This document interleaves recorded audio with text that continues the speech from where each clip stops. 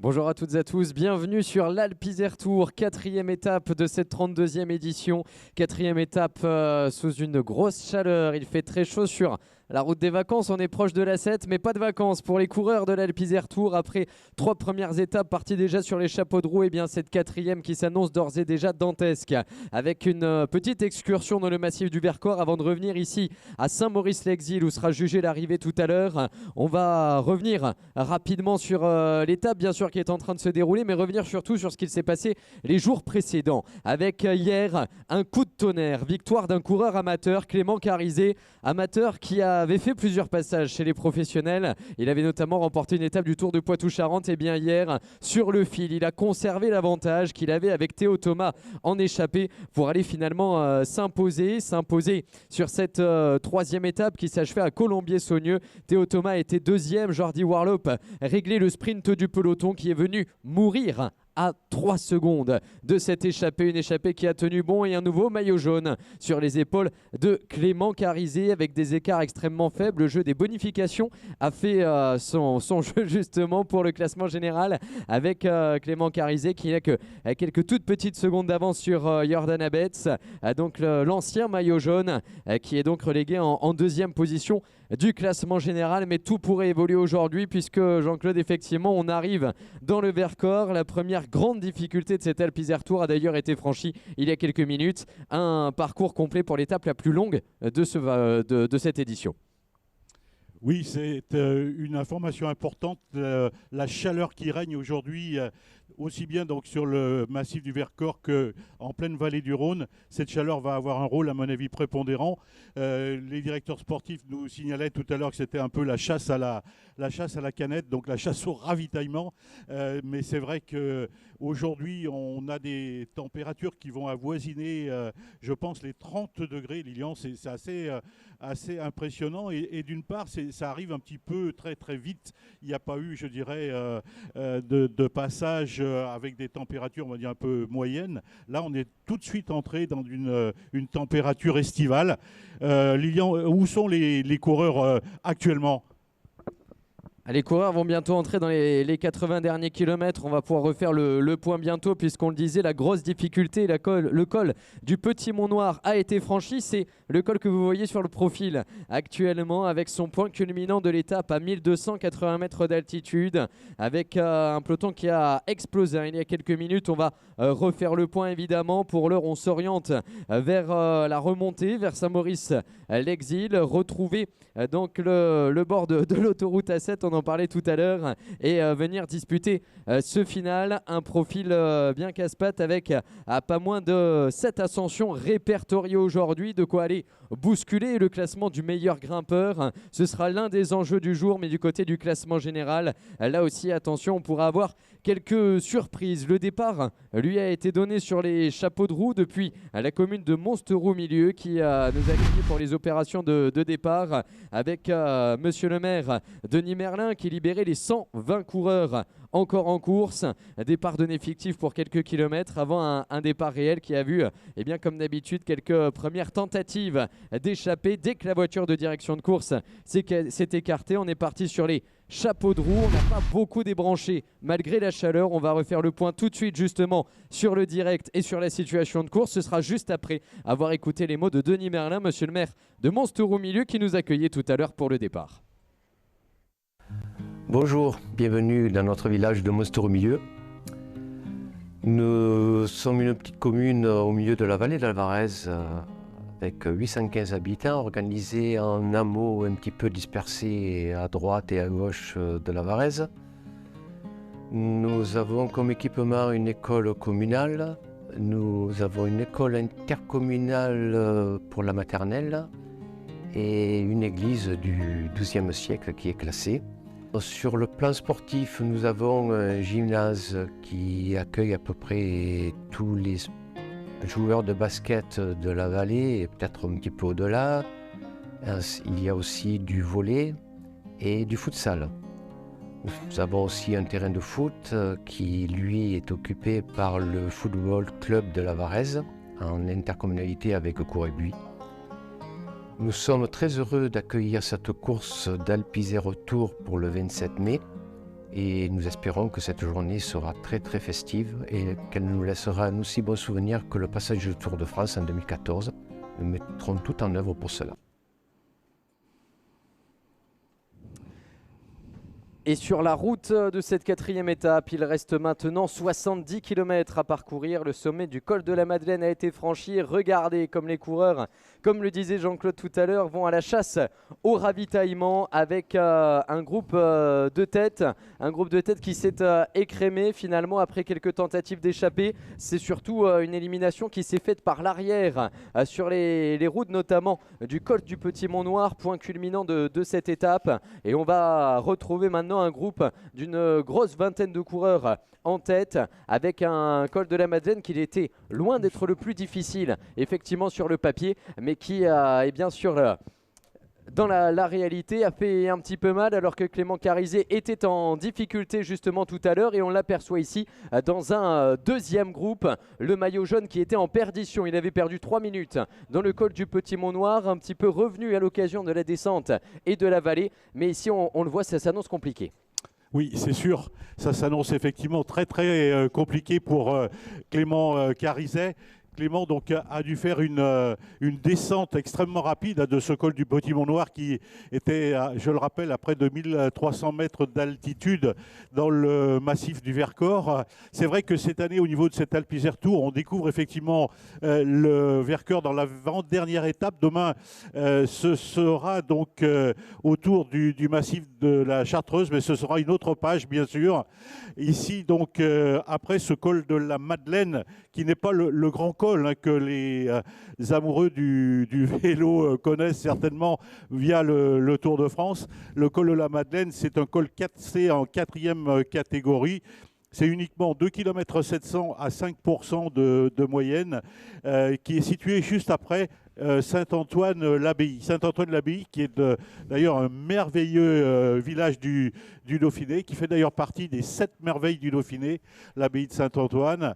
Et là, on va découvrir effectivement de somptueux paysages entre ce col de la Madeleine et la côte de Méribel, donc qui va arriver très très vite. Dans 9 km, nous serons maintenant au sommet de cette côte de Méribel. Il restera comme difficulté la côte de Haute-Rive, célèbre village aussi du facteur cheval, classé en 4e catégorie. Cette côte d'Haute-Rive, c'est 2 km 200 à près de 5% de moyenne. Ensuite, une côte très difficile que les coureurs ont déjà pu aborder il y a quelques années pour certains, le carrefour de l'Arbre.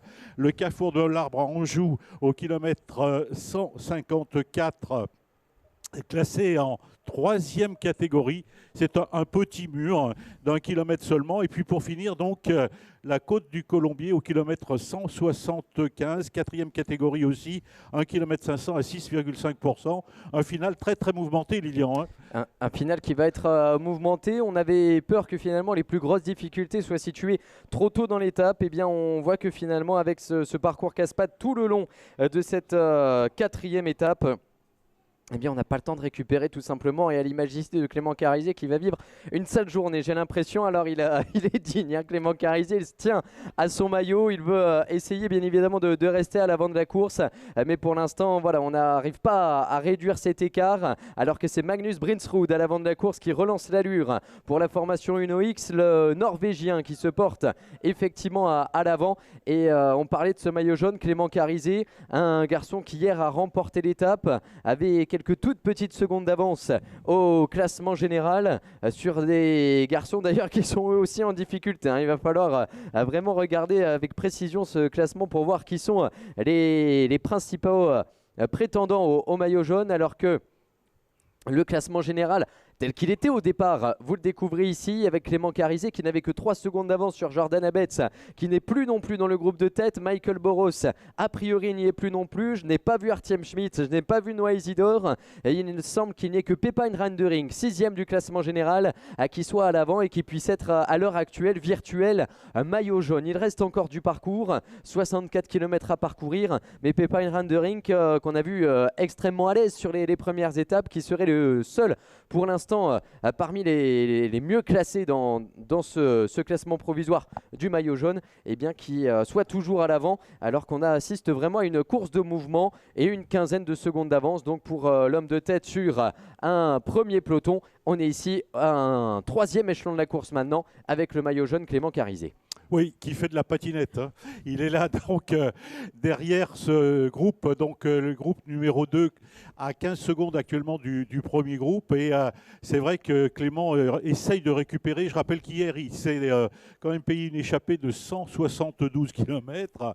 Ça n'est pas rien. Et c'est vrai qu'aujourd'hui, il doit avoir vraiment les grosses cuisses, comme on dit, parce que cette étape, elle est particulièrement difficile, alors que nous sommes à 2 km maintenant du sommet de la côte de Miribel, donc, et c'est Magnus Brinsrud, le coureur de la Uno X Dossard 94, qui, je dirais, entame les hostilités, on va dire, en tête de course dans cette côte de Miribel, une route très étroite, hein, au milieu des champs de noyers, puisque la noix, c'est la spécialité régionale, et c'est la spécialité notamment de cette région tracée donc entre Vercors et bien entendu vallée de l'Isère.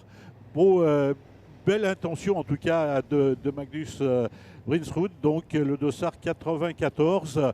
C'est un garçon donc, qui est 50e au classement général, mais seulement à 21 secondes hein, de Clément Carizet, le maillot jaune. Et pourquoi pas effectivement tenter de prendre, comme on dit dans le jargon cycliste, la fille de l'air. C'est une opération, bon, elle est peut-être un petit peu présomptueuse.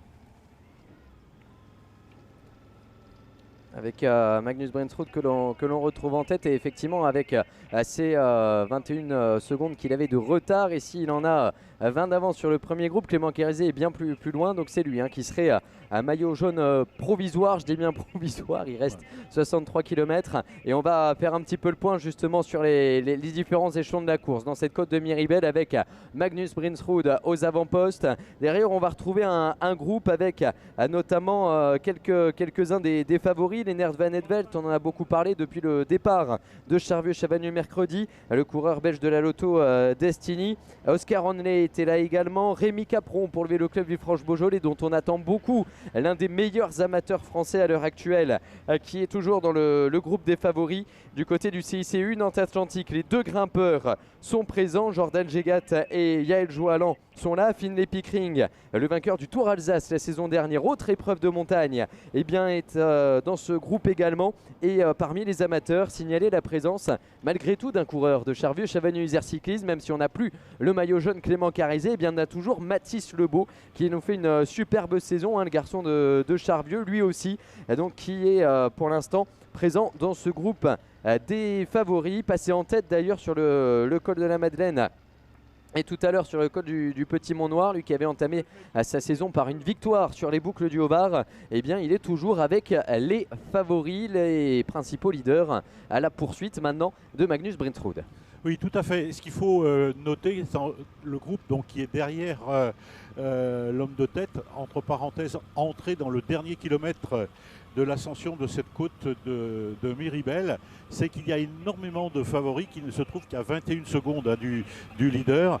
C'est, je pense, quelque chose qui est particulièrement important. Et Lilian Couillet donc, le signalait tout à l'heure. C'est vrai que des garçons comme Capron, comme Gégat, comme Joalan, Pickering, Onley, Van Etvelt notamment, ce sont des garçons qui se trouvent à 21 secondes seulement de l'homme de tête. Il en est de même d'ailleurs de Magnus Brinsrud, actuellement en tête dans cette ascension. Donc on va dire qu'il y a effectivement pléthore de favoris, pas loin effectivement du maillot jaune. Je serais encore surpris que cette avant-dernière étape puisse se terminer quand même au sprint, alors qu'on arrive, je pense, dans les 500 derniers mètres de cette belle ascension hein, de la côte de Miribel. Alors je réagis à ce que tu disais tout à l'heure avec ce serait effectivement une surprise si on avait un sprint, mais l'année dernière sur une étape alors qui partait de Saint-Maurice-Lexil. On arrivait à Beaurepaire, mais sur des routes assez similaires. On n'avait pas eu un sprint massif, mais mine de rien, une quarantaine de coureurs qui étaient venus s'expliquer, à signe de l'homogénéité également dans ce peloton de classe 2. Et bien, l'année dernière, Valentin Retailleau était allé régler un gros groupe. Donc finalement, une arrivée à 40-50 coureurs, cela reste possible. Oui, tout à fait. En tout cas, quand tu parles de la victoire de Valentin Retailleau et quand on voit ce qu'il fait aujourd'hui et la progression qu'il a eue, ça prouve effectivement tout le niveau du peloton qui est proposé aujourd'hui dans cette Alpes Isère Tour. Des garçons qu'on voit donc ensuite effectivement évoluer au plus haut niveau de la hiérarchie du cyclisme professionnel et mondial.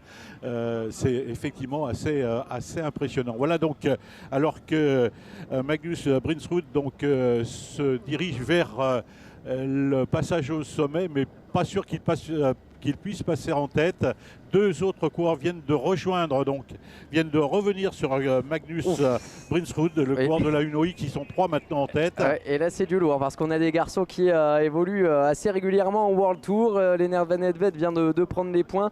Lui qui est redescendu le temps de cette Alpes Isère Tour avec l'équipe continentale de la Lotto Destiny. Mais d'habitude il est au niveau au-dessus. C'est un garçon qui avait terminé aux portes du top 20 sur la Flèche Wallonne, 15e du Tour de Catalogne. Et bien c'est lui qui met le feu aux poudres avec Oscar Ronnet, qui lui aussi avait signé des belles performances en World Tour puisqu'il a pris la 5e place d'une étape sur le Tour de Romandie. Et Brinsrud qui va devoir serrer les fesses derrière pour rester dans la roue. On a vraiment deux très grands favoris qui sont sortis à l'avant, alors qu'on nous annonce également un garçon comme Charles Page qui sera intercalé maintenant juste derrière pour Bourg-en-Bresse Cyclisme.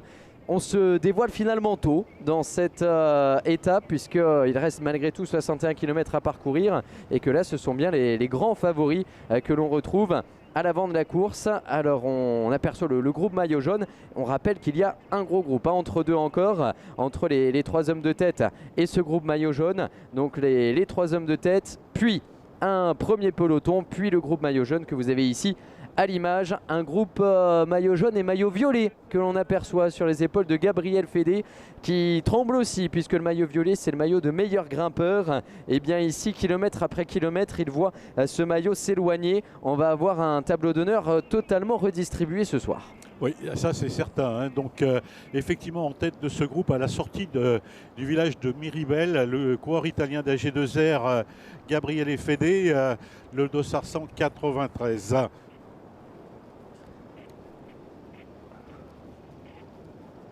Voilà donc ce maillot de meilleur grimpeur sur les épaules de Gabriel Fédé et maillot jaune de Clément Carizet dans le même groupe qui tremble pour les biens qu'ils étaient allés chercher finalement les journées précédentes. On va refaire un point sur ces différents classements annexes qui vont nous intéresser. Hier, cela a beaucoup bougé du côté des points, du côté des sprints intermédiaires. Aujourd'hui, cela risque de bouger pour le classement de la montagne. Donc on va les retrouver dans un instant. Pour l'heure, c'est les coureurs d'Israël Première Tech qui tente d'emmener ce groupe maillot jaune, un groupe particulièrement réduit. Ils sont qu'une dizaine et Clément Carizet qui peine à l'arrière de ce groupe. Il a du mal à s'accrocher avec ici, c'est le groupe de tête. On est revenu un petit peu avec maintenant 2 garçons du NOX, un coureur pour la Green Project.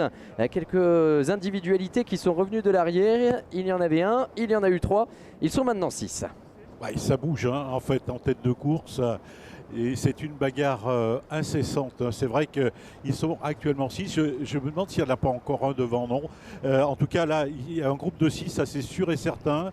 1, 2, 3, 4, 5, 6. Oui, effectivement, ils sont bien 6 en tête.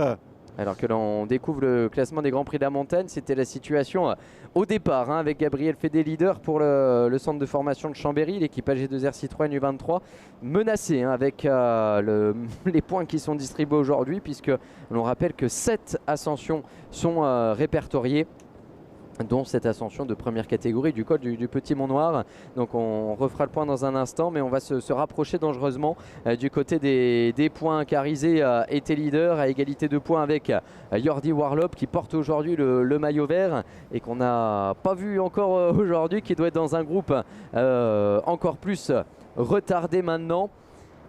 Du côté du classement des jeunes, c'est Jordan Abetz qui était toujours leader, mais là aussi cela va évoluer puisque Jordan Abetz, aux dernières nouvelles, n'est plus dans les principaux groupes de favoris. Artiem Schmidt non plus, Noah Isidore non plus, donc Pepijn Rendering qui pourrait remonter là aussi dans ce classement s'il est toujours pour l'instant dans le groupe des favoris, ce qui semblait être le cas selon les dernières informations. Pour la combativité, ce classement du combiné qui réunit les sprints intermédiaires et les grands prix de la montagne, c'est là aussi l'Italien Gabriel Fede qui était en tête devant Théo Thomas, lui qui hier a terminé deuxième de l'étape. Théo Thomas après toute sa journée passée à l'avant en compagnie de Clément Carizet, par ailleurs leader des sprints intermédiaires également. On a tout en tête, notre tableau d'honneur tel qu'il était au départ. Et bien maintenant, on va refaire le point avec les ascensions franchies au fur et à mesure. Et il en reste quelques-unes sur le parcours aujourd'hui avec la côte de Trives, la côte du Carrefour de l'Arbre. Rien à voir avec le secteur pavé que vous connaissez bien. Et la côte de Colombier qui sera située à 8 km de l'arrivée dans le circuit final. Circuit final d'un peu moins de 10 km. Et une anecdote, mais j'ai vu sur l'image juste avant, c'était les véhicules de secours qui suivaient le groupe maillot jaune. Les véhicules de secours, alors ils ne sont pas là que quand il y a un problème, ils suivent la course pour intervenir au cas où. Et là ça veut dire qu'on a fait remonter des véhicules de secours au niveau du groupe maillot jaune, c'est-à-dire que derrière on doit être très très loin. On a jugé bon de faire remonter ces véhicules de sécurité. Donc je pense que les écarts ce soir vont être astronomiques. Oui, certainement, effectivement, alors que nous sommes dans la traversée de la Drôme des collines. La Drôme des collines, c'est effectivement, on le voit, quelque chose de particulièrement vallonné. Et les coureurs, même s'ils recherchent un petit peu l'ombre, n'en ont pas beaucoup. C'est vrai que cette traversée de la Drôme des collines, et en particulier de la commune de Saint-Christophe et le Laris. Saint-Christophe et le Laris. Saint-Christophe, c'est le patron des conducteurs automobiles, des motards. Et on disait simplement donc, que regarder Saint-Christophe, on pouvait repartir rassuré. Voilà, Saint-Christophe et le Laris, donc, qui est traversé à vive allure. Et nous dirigeons maintenant vers Haute-Rive. Haute-Rive, ce sera à 50 km de l'arrivée. Autant vous dire donc qu'il reste encore 7 km pour rejoindre donc la patrie du facteur cheval. Alors qu'on va pouvoir reprendre la composition de ce groupe ici avec un Italien pour la Green Project, c'est Alessio Martinelli. On retrouve deux coureurs pour la formation Uno X développement avec Johannes Kulset et Magnus Brinsrud. Un coureur pour le team DSM, c'est Oscar Onley. On retrouve pour la Jumbo Visma développement Thymen Gratt et Johannes Kulset. Donc je l'ai dit, pardon, pour la Uno X.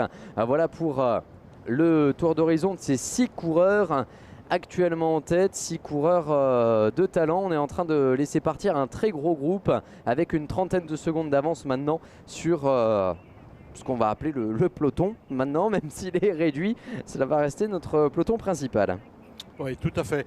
Ce qui est important là aussi, c'est de rappeler que dans ce groupe de tête, on retrouve beaucoup de favoris et de coureurs donc, qui, comme on le disait tout à l'heure, ne sont qu'à 21 petites secondes du maillot jaune. On rappelle qu'il y a encore des bonifications sur cette ligne d'arrivée, donc 10 secondes notamment au vainqueur. Là encore, ça peut jouer, ça c'est une chose importante. En tout cas, la chaleur, elle règne sur la région drômoise et sur le département de l'Isère. C'est la raison d'ailleurs pour laquelle les commissaires ont décidé d'autoriser le ravitaillement jusqu'aux 10 derniers kilomètres.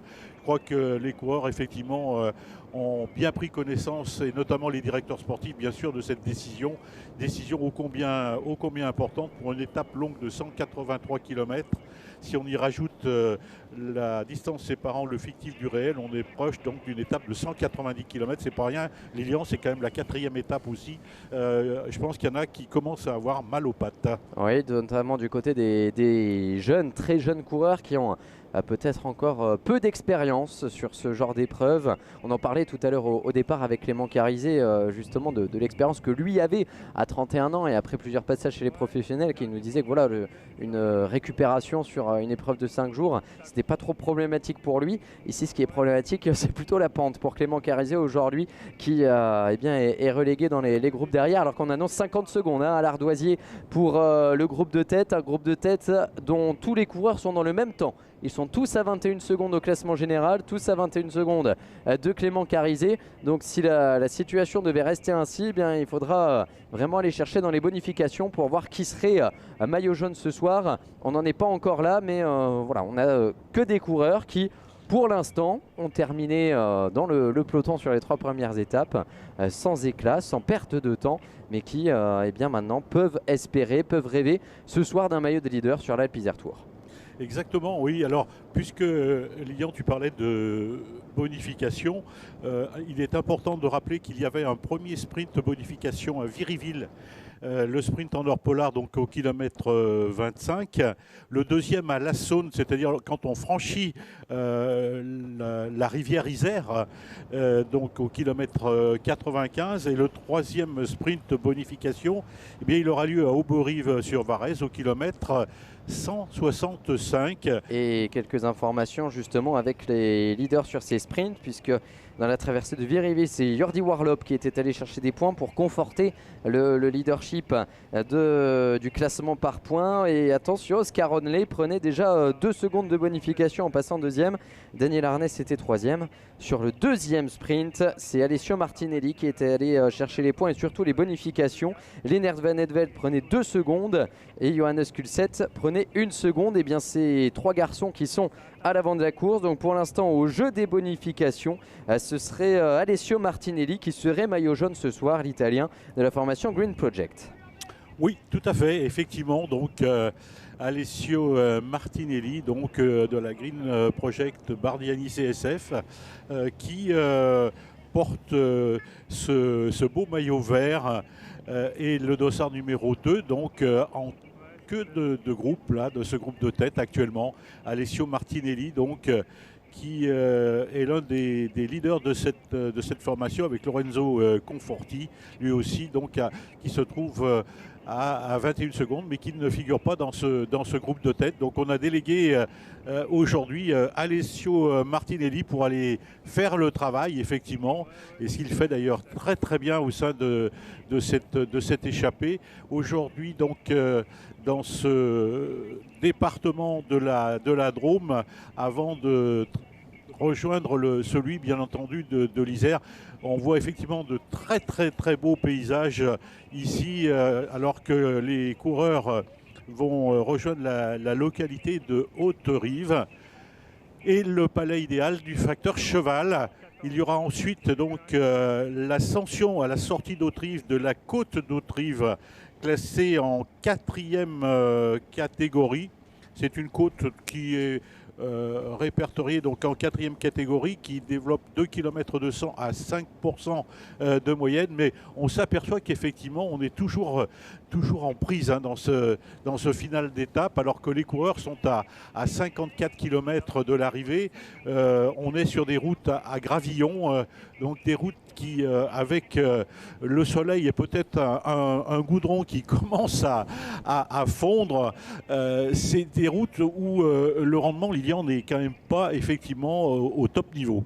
C'est loin de ce qu'ils ont pu connaître, en tout cas hier sur l'Est lyonnais, sur des portions beaucoup plus rectilignes, beaucoup plus larges. On aborde ici des petites routes pour animer l'Alpe Isère Tour, et surtout des routes maintenant pentues. Et on le voit avec ces relances incessantes, et on n'aperçoit plus que 5 coureurs en tête. Alors soit Brinsrud est en train d'être ravitaillé, soit il n'est plus là pour la formation UnoX, ici représentée par Kulset. Mais on a perdu Magnus Brinsrud dans ce groupe maintenant. Oui, c'est dommage pour la formation UnoX, parce qu'ils avaient deux coureurs en tête de course. Il ne reste plus que Johannes Kulset, le dossard 91, 35e du général, lui aussi à 21 secondes, comme on le disait tout à l'heure. Et là, on voit que les coureurs appellent les voitures pour des ravitaillements. C'est vrai qu'aujourd'hui... Alors qu'on est en train d'apercevoir, essayer de retrouver sur quel groupe on est. Ça doit être ici donc l'ancien groupe de favoris. dans lequel on a aperçu Colin Savios pour la Groupama FDJ qui semblait un petit peu en difficulté. Ici c'est Tao Kemere qui est en train de faire son retour. Par contre dans ce groupe il avait été distancé tout à l'heure. Eh bien il s'accroche au courage pour les couleurs du Vélo Club Villefranche-Beaujolais. C'est sauf qui peut, on aperçoit Goliker pour la Groupama FDJ qui s'accroche également à l'arrière de ce groupe.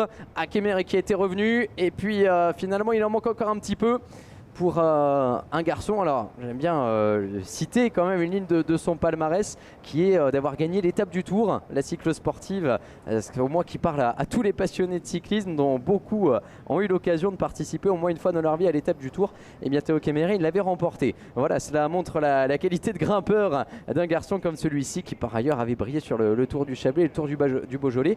Mais ici il a du mal à accrocher ce groupe alors que l'on retrouve bien 5 coureurs ici à l'image en tête de course avec un garçon, Magnus Brinsrud, qui est annoncé à 20 secondes.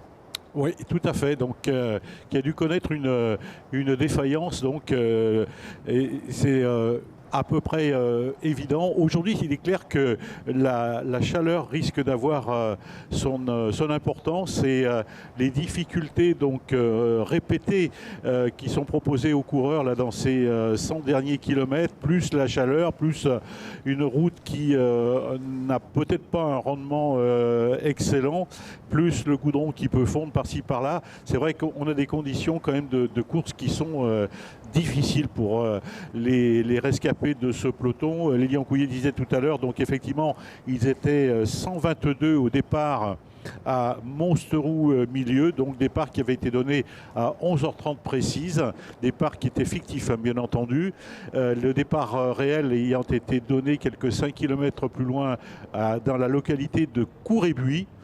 Mais c'est vrai qu'aujourd'hui, les coureurs affrontent des conditions climatiques auxquelles, bien entendu, ils n'étaient pas très habitués jusqu'à présent. Et notamment, on a connu, et les coureurs, bien sûr, ont connu un mois de mai sous le froid et la pluie. Là, maintenant, on a des grosses chaleurs. Alors, c'est vrai que ça peut avantager certains. Il y a des coureurs qui sont très à l'aise dans le chaud et dans les grosses chaleurs. Et puis, il y en a d'autres, effectivement, qui redoutent ces conditions météo. Ça peut aussi, ça peut avoir des conséquences. La chute. Petit moment de déconcentration. Et j'allais dire, justement, on était en train de se relever, tout le monde profitait d'un petit temps de ravitaillement. Et c'est là qu'on a manqué de vigilance pour un coureur de la Groupama FDJ qui est parti au sol. Alors, le garçon était debout, heureusement. Pour le matériel, on fera le point assez secondaire. Mais voilà, c'est Joshua Goliker hein, qui est allé au sol, vu qu'on a vu à l'avant mercredi sur l'étape de Charvieux-Chavagneux.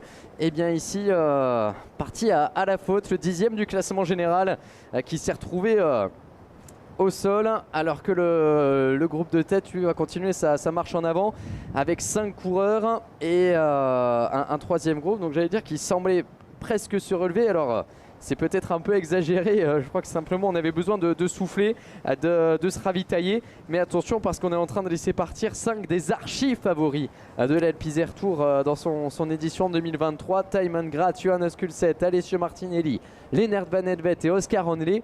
Et si on la laisse un petit peu de champ aujourd'hui, demain, malgré le parcours très difficile proposé en Chartreuse, eh bien pas sûr qu'on puisse aller les rechercher. Donc attention à cette phase de course qui est importante. On va revoir, je crois, la chute. Voilà, tout le monde est en train de se ravitailler. Et puis là, d'un seul coup, bon, on part au sol pour Goliker.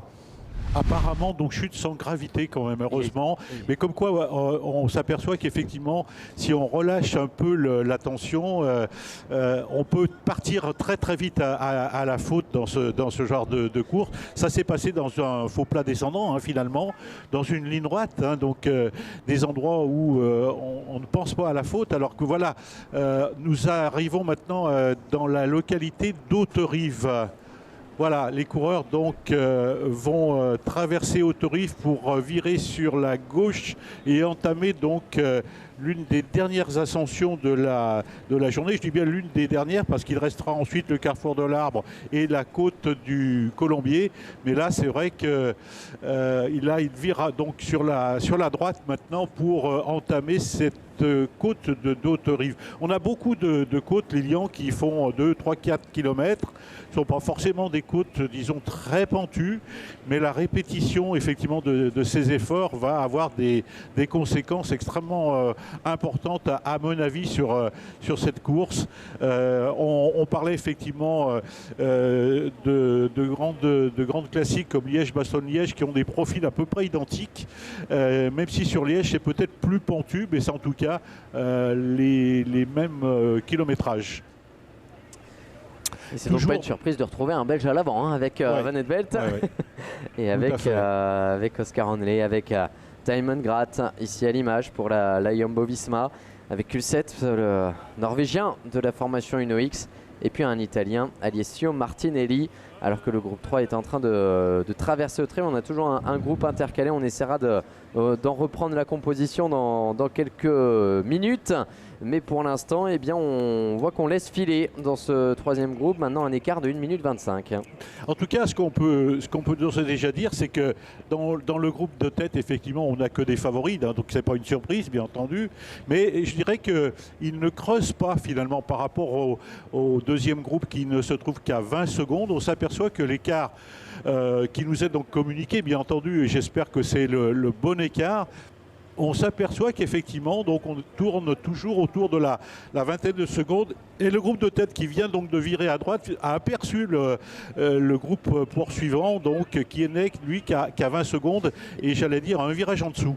Oui, et avec la composition qu'on va pouvoir confirmer de ce deuxième groupe qui est un petit peu plus conséquent que ce que l'on avait en tête, avec la présence de Charles Page pour Bourg-en-Bresse Cyclisme, de Pepijn Reindering qui est bien là pour la Soudal Quick-Step, Brinsrud donc qui a été repris, qui était présent dans l'échappée juste avant, Brieux Roland est là pour la Groupama FDJ Continental, et Finlay Pickering, l'un des autres favoris de cette Alpe Tour, qui est également présent dans ce groupe à 20 secondes. Donc là, s'il y a une jonction entre ces groupes, cela deviendrait particulièrement intéressant, alors que dans le groupe qui suit, eh bien, attention à ne pas justement se faire enterré avec Yael Joalan et Jordan Jegan notamment. On retrouve la présence à l'avant, je crois que c'est Tao Kemere qui est revenu et qui se remet à la planche pour essayer de ramener Rémi Capron. Alors ça c'est remarquable, Kemere qui était vraiment en difficulté tout à l'heure, et bien ici qui laisse les forces qui lui restent encore pour essayer de réduire l'écart,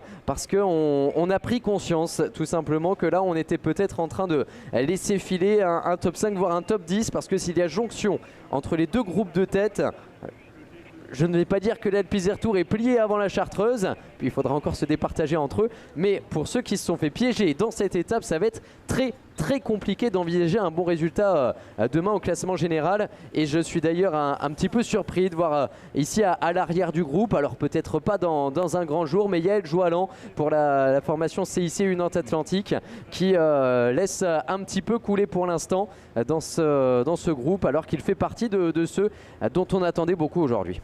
Oui, tout à fait. Cela étant, bon, on voit que l'écart maintenant entre le premier groupe, donc le groupe de tête, et les poursuivants immédiats est remonté à 35 secondes.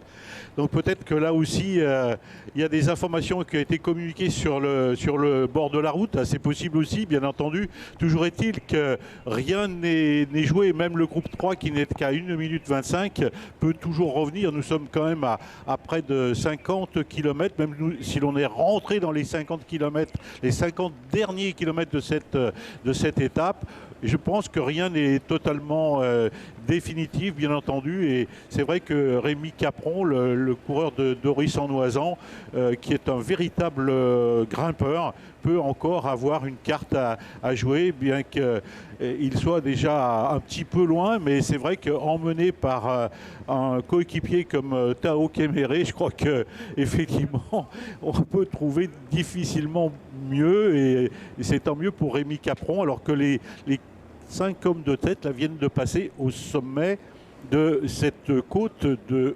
Haute-Rive. Et je crois que c'est Kulset qui a pris les points. devant Martinelli et Van Edvelt. Donc un Kulset qui vient chercher quelques points supplémentaires. Maillot de meilleur grimpeur, on fera les comptes tout à l'heure parce que finalement on a eu des coureurs différents à chaque Grand Prix de la montagne qui sont passés en tête. Donc on refera les comptes tout à l'heure pour voir si Gabriel Fédé conserve ce maillot. La côte d'Autriche qui est franchie et puis il reste encore 2 ascensions, la côte du Carrefour de l'Arbre et la côte de Colombier. Pour l'instant en tout cas, Gabriel Fédé tient bon avec son maillot. Il avait vraiment fait le break l'autre jour. Et surtout, on n'a pas un coureur qui domine ici. On va revoir le passage au sommet. On n'a même pas disputé le sprint. Finalement, Kulset a pris les points devant Martinelli, Van Edvelt. On a d'autres chats à fouetter, j'ai l'impression, pour ce groupe de tête. Et notamment la victoire d'étape et le classement général. Alors que c'est ravitaillement pour tout le monde. À la voiture pour la Jumbo-Visma, la voiture neutre pour... l'équipe Uno X qui a dû être coincée au 2e échelon de la course. Le bar est ouvert.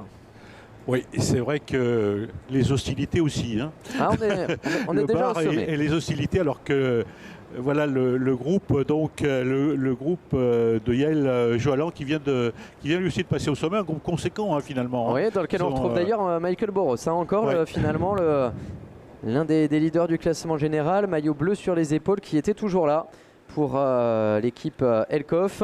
Ah bah la voilà, la voiture du NoX. quand je disais qu'elle était coincée, l'illustration par l'image, on est sur des routes étroites, on a du mal à doubler le peloton ici. Donc pour il est difficile pour les directeurs sportifs de pouvoir ravitailler tous les groupes. Hein. C'est vrai qu'il est donc fort dommage pour la Uno X qu'un garçon comme Magnus Brinsrud n'ait pas pu garder le contact avec les hommes de tête parce que ça facilite quand même le ravitaillement quand on a 1, 2, 3 coureurs en tête de course. Allez, avec ce peloton qui continue de perdre un petit peu de terrain. Alors non, l'écart qui oscille. On va essayer d'y voir plus clair. On aperçoit à l'arrière de ce groupe donc Michael Boros avec également pour l'équipe Metex Larrois Taille de Langue, 8e du classement général l'année dernière. Et ici, pour l'instant, pas en mesure non plus de bosser à l'avant de ce groupe pour le ramener. C'est vrai qu'on va avoir du mal à s'organiser, j'ai l'impression, pour ce groupe de coureurs. De coureurs qui continuent de s'étirer, de demander du ravitaillement. Et on ne parvient pas à s'organiser. À noter la présence également de Morgan Baun pour le C Saint-Étienne-Loire, que l'on a aperçu au milieu de ce groupe. On a les coureurs de Bourg-en-Bresse avec Charles Page. Il me semblait qu'on avait Mathis le Turnier également. Alors on va retrouver ces images dans un instant. Peut-être juste avant de reprendre le fil de ces 45 derniers kilomètres, entendre les mots également de Madame Sylvie Desarnaud, présidente de la communauté de communes entre Bièvre et Rhône, qui est le théâtre de cette 4e étape. Eh bien nous y voilà pour cette 32e édition de l'Alpe Isère Tour. Très heureuse de vous retrouver. Un beau partenariat que nous avons avec l'Alpe Isère Tour et la commune de Saint-Maurice-l'Exil. Un petit coucou à Philippe Gentil. Donc cette année, nous serons donc le 27 mai tous à l'écoute et sur les bords des routes pour saluer ce bel événement sportif. Au départ de Monstereau-Milieu, une arrivée à Saint-Maurice-Exil, une 4e étape avec encore un très beau parcours concocté par les équipes de Michel Baupe. 180 km, 13 communes de notre intercommunalité traversées. Encore un beau moment sportif, d'encouragement et de solidarité. Donc soyez au bord des routes, soyez là pour encourager tous ces sportifs de haut niveau. Encore quelques jours festifs autour du cyclisme reconnu sur notre département. Alors un petit clin d'œil, moi qui suis une cycliste du week-end, de balade, nous avons ici sur notre belle interco des plaines et collines, mais également un joli morceau de Viarona qui fait la joie des petits et des grands. Très belle 32e édition à vous toutes et à vous tous.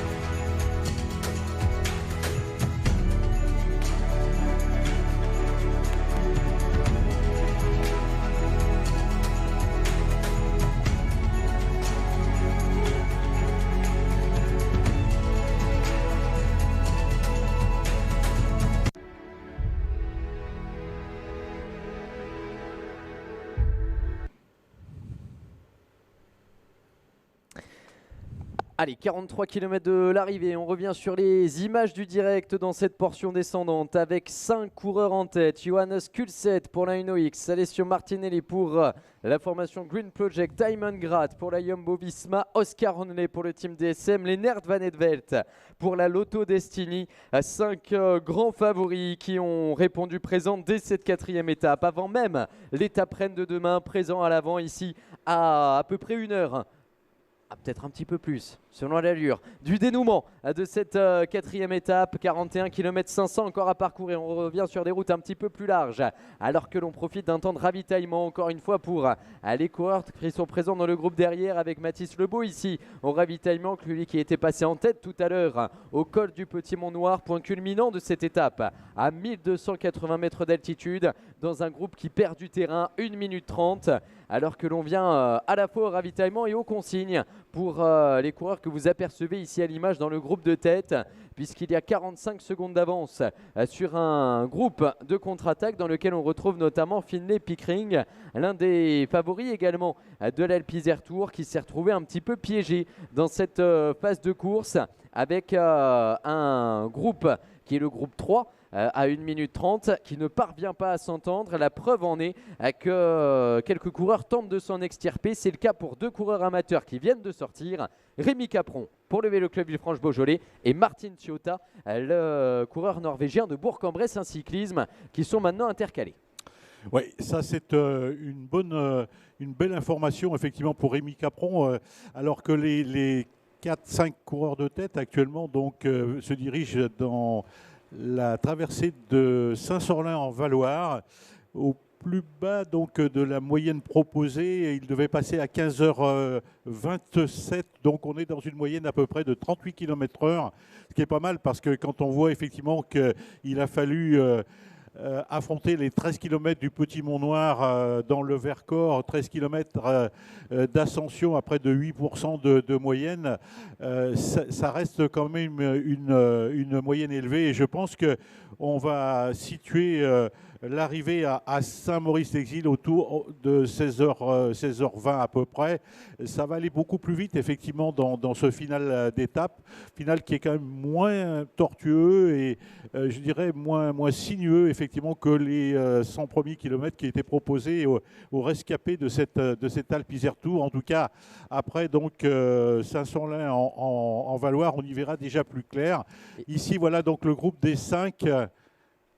Dans cette traversée de Saint-Sorlin en Valoir, on est en pleine descente là actuellement et ça va bien entendu très très vite pour rejoindre les localités d'Épinouse et entrer enfin dans le département de l'Isère. Alors que derrière, on est en train de tous remonter d'un cran. On a vu les véhicules sportifs, les véhicules de sécurité, les véhicules arbitres remonter d'un cran, signe que l'écart augmente encore pour un groupe numéro 3, pointé à 1 minute 30, même un petit peu plus, dans lequel on avait aperçu sous les couleurs de la formation Elkoff, Matej Zalka, le champion de République tchèque. On avait Michael Boros, on avait Mathis Lebeau pour Charvieux-Chavagneux Isère Cyclisme. J'ai aperçu également Joris Chaussinan pour AG2R Citroën U23, le grimpeur qui se retrouve piégé là aussi dans un 3e groupe.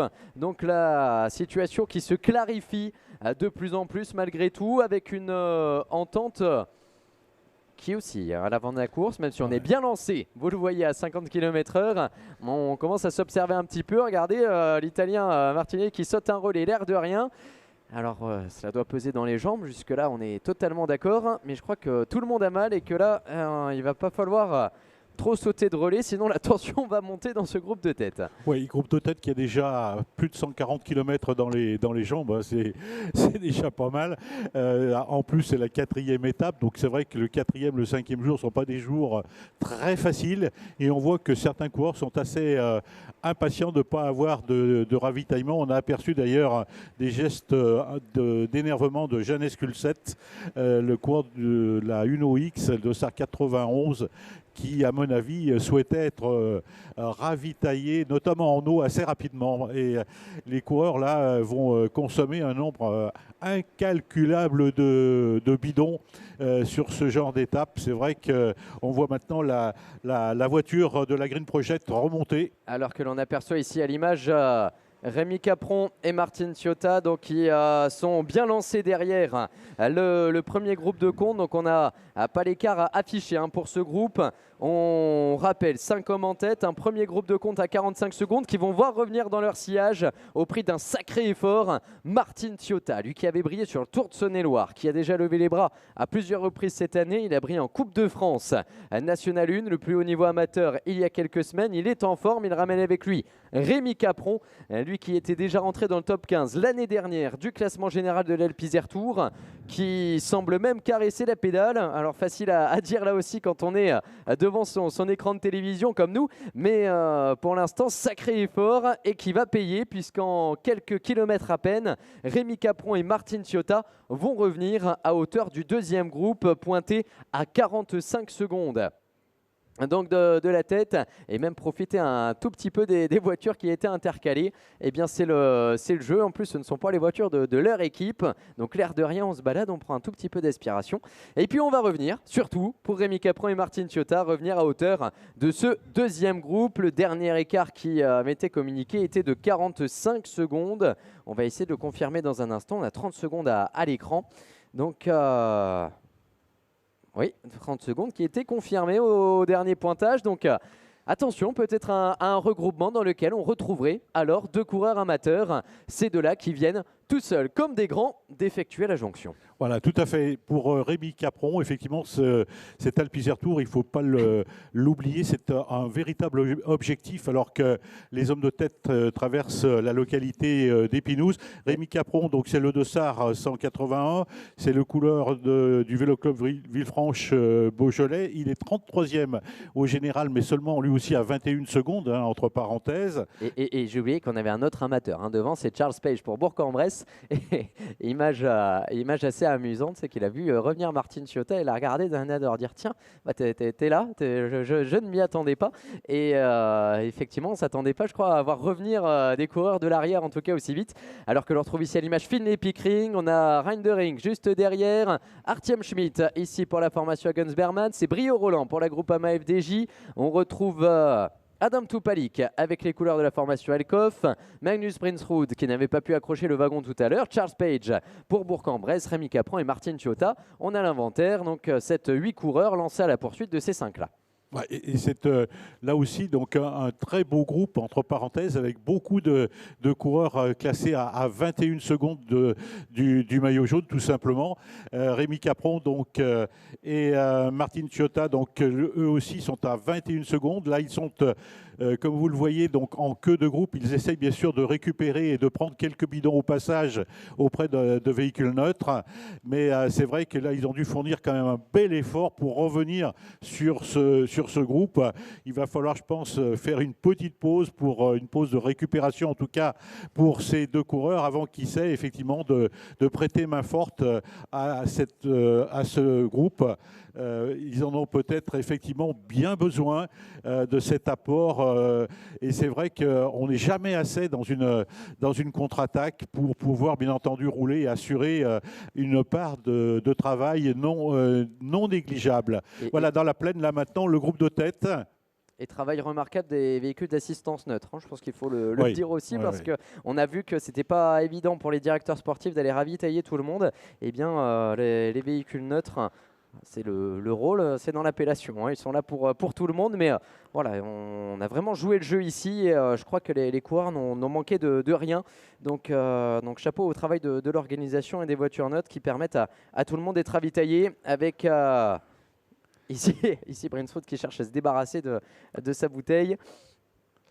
Alors, Charles Page à l'image. Que nous allons entrer dans le département de l'Isère, mon cher Lilian, puisqu'il nous reste un petit peu moins maintenant de 35 km et que la localité qui va être traversée par les coureurs, donc Bouget-Chambalu, et se trouve, elle, on va dire à la frontière entre l'Isère et la Drôme des collines, bien entendu. Une belle région, entre parenthèses, avec de l'herbe encore très très verte, malgré les chaleurs qui plus sont pour longtemps. Peut-être plus trop pour longtemps, effectivement. En tout cas, vraiment, on peut dire que les organisateurs, et notamment les personnes chargées de dessiner ces étapes, ont eu du nez et vraiment, en tout cas, ont dessiné aujourd'hui une très très belle étape. C'est en fait un aller et retour. Voilà, donc un peu d'ombre que les coureurs vont apprécier, ça c'est en un point douté. Effectivement, donc on a traversé l'Isère, on est entré dans la Drôme. Là maintenant, on sort de la Drôme pour retrouver l'Isère. Mais c'est vrai que c'est une belle boucle de près de 190 km qu'on a appelée entre Bièvre-et-Rhône et les contreforts du Vercors, puisque nous sommes partis, je le rappelle, de Monstereau-Milieu. Monstereau-Milieu, donc c'est une des communes de la Comcom Hébert entre Bièvre et Rhône, et que nous allons retrouver maintenant dans 3 quarts d'heure, peut-être un peu moins, Saint-Maurice-l'Exil, terme de cette 4e étape, donc qui est le siège d'ailleurs de cette communauté de communes d'entre Bièvre et Rhône, et l'arrivée aura lieu juste en face d'ailleurs du siège de cette communauté de communes. Et l'écart qui a remonté, 50 secondes, 33 km, ça va être un final intéressant là aussi, avec des coureurs à l'avant dont on entend d'ici la souffrance. J'ai l'impression qu'on passe un sale quart d'heure pour Alessio Martinelli, qui avait déjà sauté des relais tout à l'heure, et là je pense pas qu'on bluffe, mais il a vraiment pas le même style que d'autres coureurs un peu plus à l'aise, Van Edveld notamment. Et regardez à l'avant du groupe de compte, c'est Capron lui-même qui relance pour ne pas voir s'échapper trop loin les espoirs d'un top 10, d'un top 5, voire d'un podium au classement général pour Rémi Capron qui fait une saison exceptionnelle. Vainqueur à Puy-Loubier au Grand Prix de Vougy, qui est l'une des grandes classiques du calendrier national en Auvergne-Rhône-Alpes. Vainqueur du Grand Prix de Saint-Étienne, autre grande classique du calendrier national sur le territoire de Verne-Rhône-Alpes et qui attend un petit peu de renfort. Et le problème, c'est pas qu'on veut pas, hein, c'est que je crois qu'il y en a plus sous la pédale du côté des autres coureurs. D'ailleurs, on saute le Harley pour Finlay Pickering qui a laissé un trou. Artyom Schmidt a déjà fourni beaucoup d'efforts depuis le début de la semaine. Brinsrud est toujours avec sa bouteille d'eau pétillante dont il n'arrive pas à se débarrasser. Donc l'écart n'est pas prêt de descendre pour l'instant. Oui, tout à fait. Et on a vu effectivement que Rémi Capron essayait d'organiser cette contre-attaque. C'est pas facile hein, quand on a des coureurs qui ont des intérêts divergents et puis des coureurs qui certainement sont peut-être fatigués pour certains, voire peut-être pour la plupart d'entre eux. En tout cas, Rémi Capron a fait un tempo de quelques kilomètres et là maintenant, il a repris effectivement sa destinée en main. Rémi Capron, c'est le profil type, c'est l'archétype du grimpeur, hein, ce garçon. C'est un coureur qui est natif d'Oris en Oisan, et quand on est né dans l'Oisan, c'est vrai qu'on est plutôt destiné à être grimpeur que sprinter, ça c'est une évidence. En tout cas, je dirais qu'aujourd'hui, c'est vrai que c'est un amateur au sein des professionnels qui fait merveille et qui montre, je dirais, tout son talent et ses qualités. Devant Lilian, on a quand même intérêt à s'entendre finalement. Oui, et on le voit, des relais qui restent appuyés, mais pas pour tout le monde. J'allais juste rappeler donc, du côté de Rémi Capron, puisqu'on parle des amateurs, eh bien, quelques amateurs qui, la saison dernière déjà, avaient été brillants. On se souvient de Valentin Retailleau qui allait remporter une étape quelques semaines avant son passage chez les professionnels. Thomas Deveau qui avait signé un superbe classement général, lui qui était l'un des meilleurs amateurs la saison dernière et aujourd'hui professionnel dans les rangs de l'équipe Saint-Michel, Mavic Aubert 93. Et parmi les coureurs qui avaient déjà été brillants, eh bien Rémi Capron, 13e du classement général, qui avait fait une superbe étape également le 4e jour. Il affectionne visiblement ses routes entre Bièvre et Rhône et dans le massif du Vercors. Il était alors sous les couleurs de l'EC Saint-Étienne-Loire, qui avait contribué à sa formation avant de rejoindre donc l'hiver dernier le Vélo Club Villefranche-Beaujolais. Et bien Rémi Capron qui continue de mûrir et qui aimerait bien le même destin qu'un Retailleau, qu'un Deveau, briller sur l'Alpe Isère Tour et puis passer chez les professionnels. On imagine que cela trotte dans la tête et ces épreuves sont l'occasion de s'exprimer, de se montrer justement pour essayer d'aller décrocher un contrat. En tout cas aujourd'hui il démontre à quel point il est fort. Pas sûr malheureusement que cela paye puisque l'écart est remonté à 1 minute maintenant. Oui, tout à fait. Et puis je dirais que le danger, c'est peut-être d'en faire un peu trop et de montrer qu'on est peut-être trop fort au sein du groupe. Et c'est Rimé Capron, effectivement, montre qu'il est trop fort. Les autres vont peut-être le laisser faire. Et je dirais le laisser s'épuiser comme ça au fil des kilomètres. C'est délicat, hein, le vélo. C'est toute une, je dirais, une gestuelle et une gestion d'effort qu'il faut donc savoir réaliser, alors que les coureurs vont entrer dans la localité d'Anjou. Anjou se situe à 30 km 500 voilà, de l'arrivée. Les coureurs vont entrer dans Anjou et c'est dire qu'ils vont affronter ce carrefour de l'Arbre qui n'a rien à voir avec celui de Paris-Roubaix. Donc Lilian Couillet en parlait tout à l'heure. Sur Paris-Roubaix, c'est pavé de bonnes intentions comme de mauvaises, mais c'est surtout pavé et c'est tout plat. Alors que là, vous allez découvrir une côte que les organisateurs donc, avaient pu découvrir il y a déjà 2 ou 3 années, je crois. Donc on avait déjà franchi cette côte du carrefour de l'Arbre. Et c'est vrai que le final de cette côte est difficile, vraiment, vraiment difficile. Et ça, là, ça risque d'en surprendre plus d'un. Je rappelle qu'au sommet, nous serons entrés dans les 30 derniers kilomètres. Voilà le pied de la côte, donc du carrefour de l'Arbre.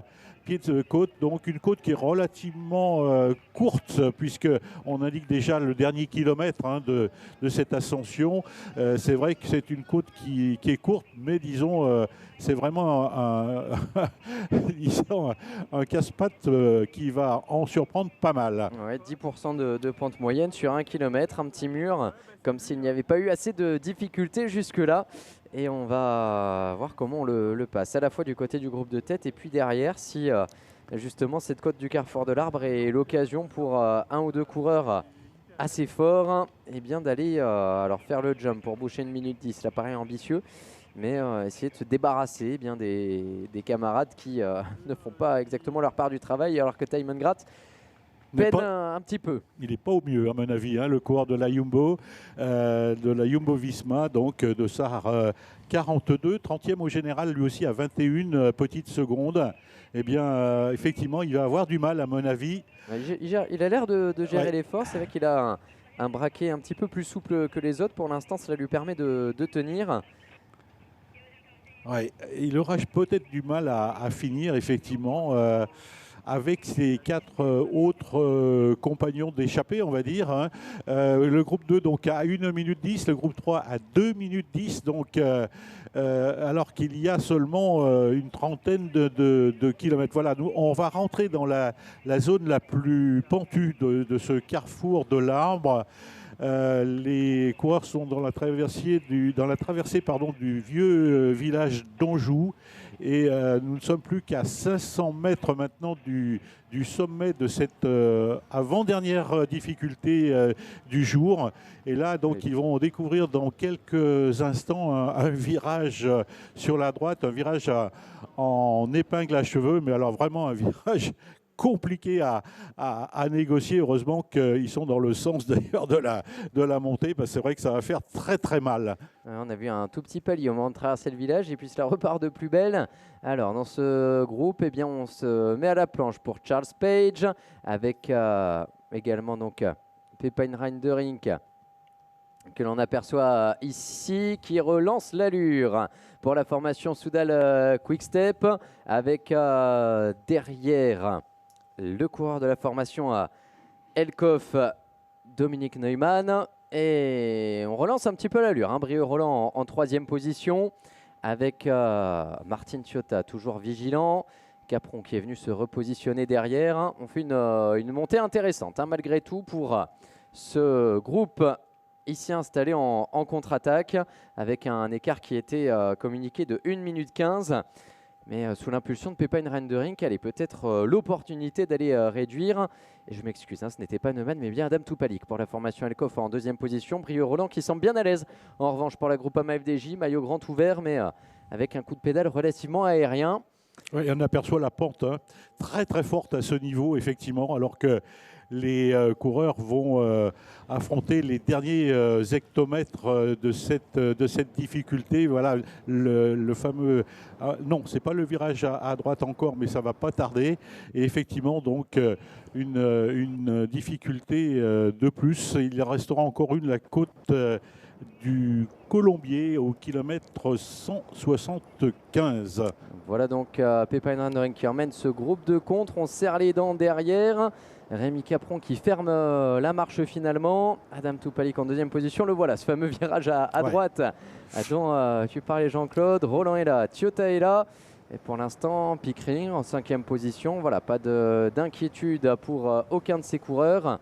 Avec le gros relais ici pour cette formation Elkhoff d'Adam Toupalik.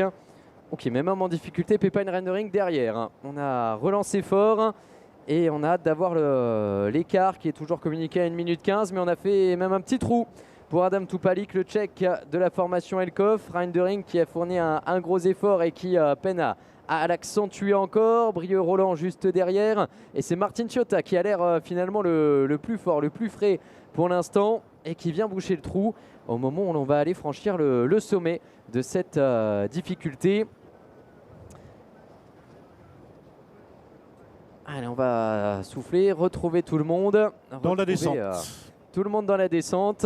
Voilà, une ascension pour ponctuer finalement les 30 derniers kilomètres avec le passage au sommet où a priori Kulset est allé chercher les points. On va profiter de cette descente pour rappeler un petit peu les échelons de la course puisque notamment le maillot jaune est relégué loin derrière. On n'a pas d'écart récent à communiquer, mais c'est certain maintenant que Clément Carizet se verra dépossédé tout à l'heure de son maillot jaune de leader. On va peut-être pouvoir écouter ce qu'il nous en disait justement Clément Carizet tout à l'heure, l'occasion d'écouter ce qu'il pensait avant le départ. Et c'est vrai, malgré tout, Clément Carizet ne se faisait pas trop d'illusions. On va l'écouter. C'était une journée parfaite. Aujourd'hui, les cartes sont redistribuées. Il va falloir tenir face aux grosses armadas. Oui, c'est ça. En plus, l'étape est difficile. On a reconnu une grande partie de l'étape. On sait à quoi s'attendre. Il y a aussi beaucoup de kilomètres. Et oui, voilà, ce week-end, c'est le week-end qui va dessiner le classement général final. Donc, on s'attend à de la bataille. Alors justement, tu parles d'une étape longue, toi qui as fait plusieurs passages chez les professionnels, pas de quoi te décourager ici, tu pars avec l'avantage de l'expérience sur la gestion d'une étape comme celle-ci. Oui, voilà, après même au niveau récupération, enchaîner les jours, c'est pas...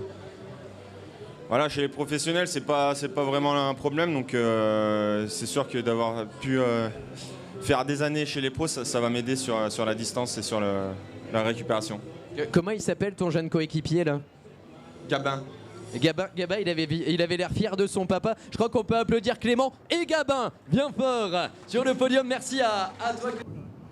Voilà, c'était tout à l'heure au départ, à l'occasion de la présentation des équipes. On avait un Clément Carizet tout sourire un petit peu plus crispé tout à l'heure dans les grosses difficultés. Il aura marqué l'Alpe Isère Tour, Clément Carizet, avec cette équipe de Charvieux-Chavagneux-Isère Cyclisme. Une victoire exceptionnelle hier. Aujourd'hui est un autre jour. Voilà, c'est le sport. Ouais, c'est le sport et c'est le vélo. En tout cas, ce que l'on peut dire et surtout retenir, c'est que Clément Carizet est tombé les armes à la main. Il a vraiment livré un très très beau barreau d'honneur dans cette 4e étape. Il tombe, on peut le dire aujourd'hui, avec les honneurs.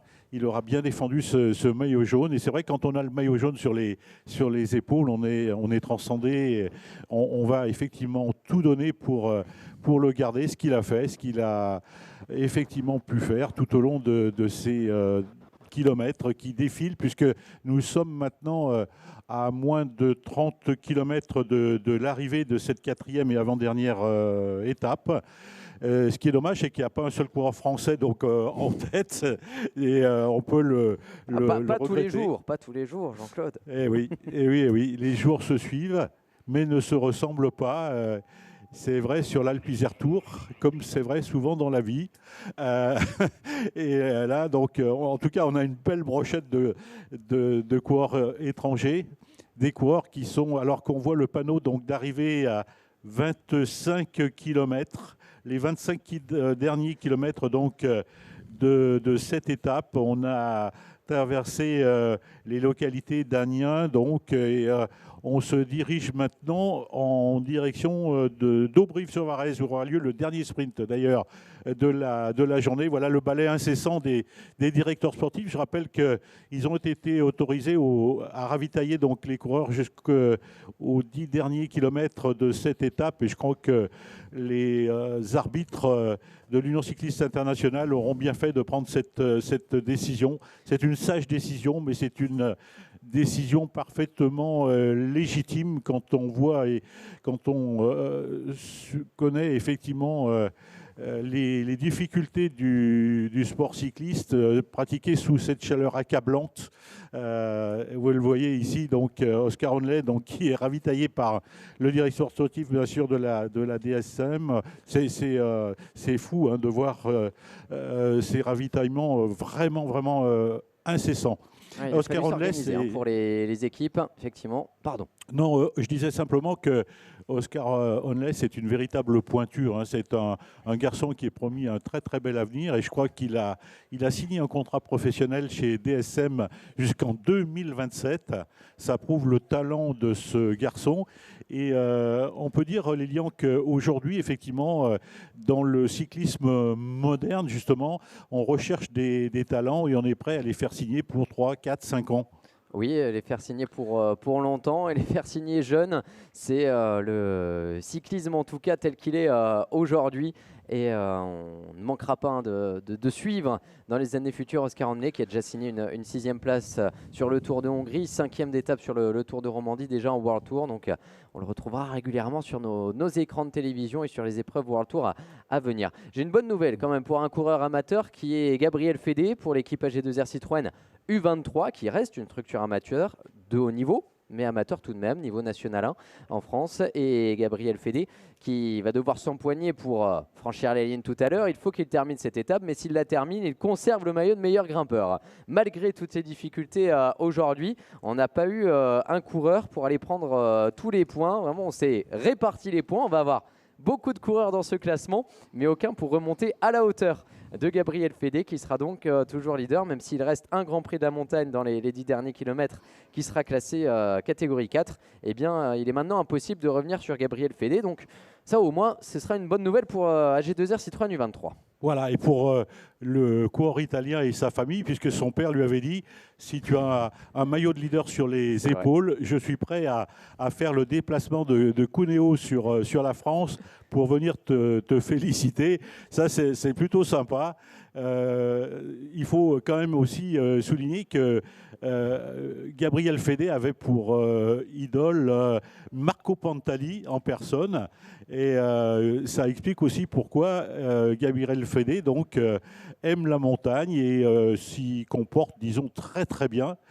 Il lui reste bien sûr à franchir quelques cols pour être au niveau, bien sûr, du grand champion italien Marco Pantani. Et il lui reste quelques cols à franchir demain pour aller chercher le maillot de leader de la montagne. L'occasion de vous parler un tout petit peu de l'étape de demain avec un départ à Saint-Thibaud-de-Couz qui sera donné à 11h30 pour la grande étape de la Chartreuse, au cœur du parc de la Chartreuse. Départ à 11h30 pour 161 km. Alors les passionnés de cyclisme dans la région connaissent le triptyque col de Porte, col du Cucheron, col du Granier.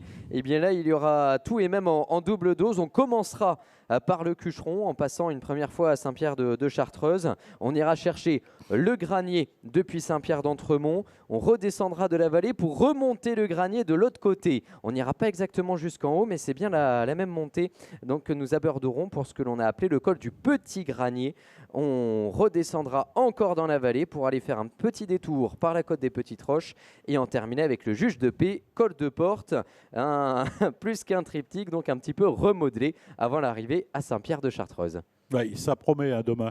4530 mètres de dénivelé positif, 3 cols de première catégorie, 2 cols de deuxième catégorie, les autres étant en troisième catégorie, alors que les coureurs sont ici au carrefour Poncin.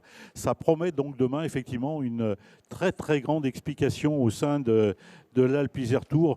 C'est une véritable étape de montagne. On n'a pas mieux sur les, sur les grandes épreuves. Et c'est aussi la raison pour laquelle la course que nous avons le plaisir de commenter, mon cher Lilian, donc s'appelle l'Alpe Isère Tour, hein, tout simplement.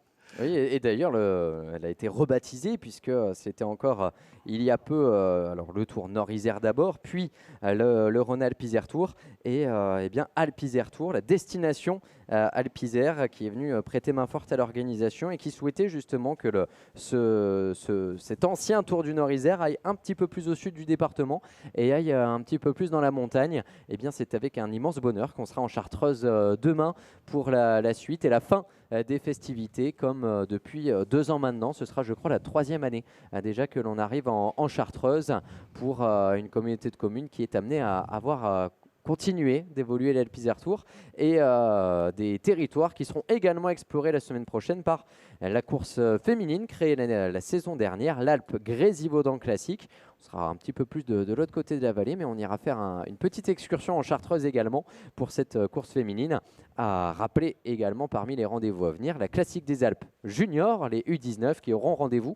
Ce sera samedi entre Ruy-Monceau, juste à côté de Bourgoin-Jallieu, qui donnera le départ en direction de l'Abridoire pour ce grand rendez-vous du cyclisme international junior. Là aussi, hein, entre parenthèses, quand on voit le niveau des juniors dans cette classique des Alpes très internationale. Maintenant, au départ, on avait effectivement une course franco-française, on va dire. Là, aujourd'hui, on a des équipes venues de tous les pays d'Europe ou presque.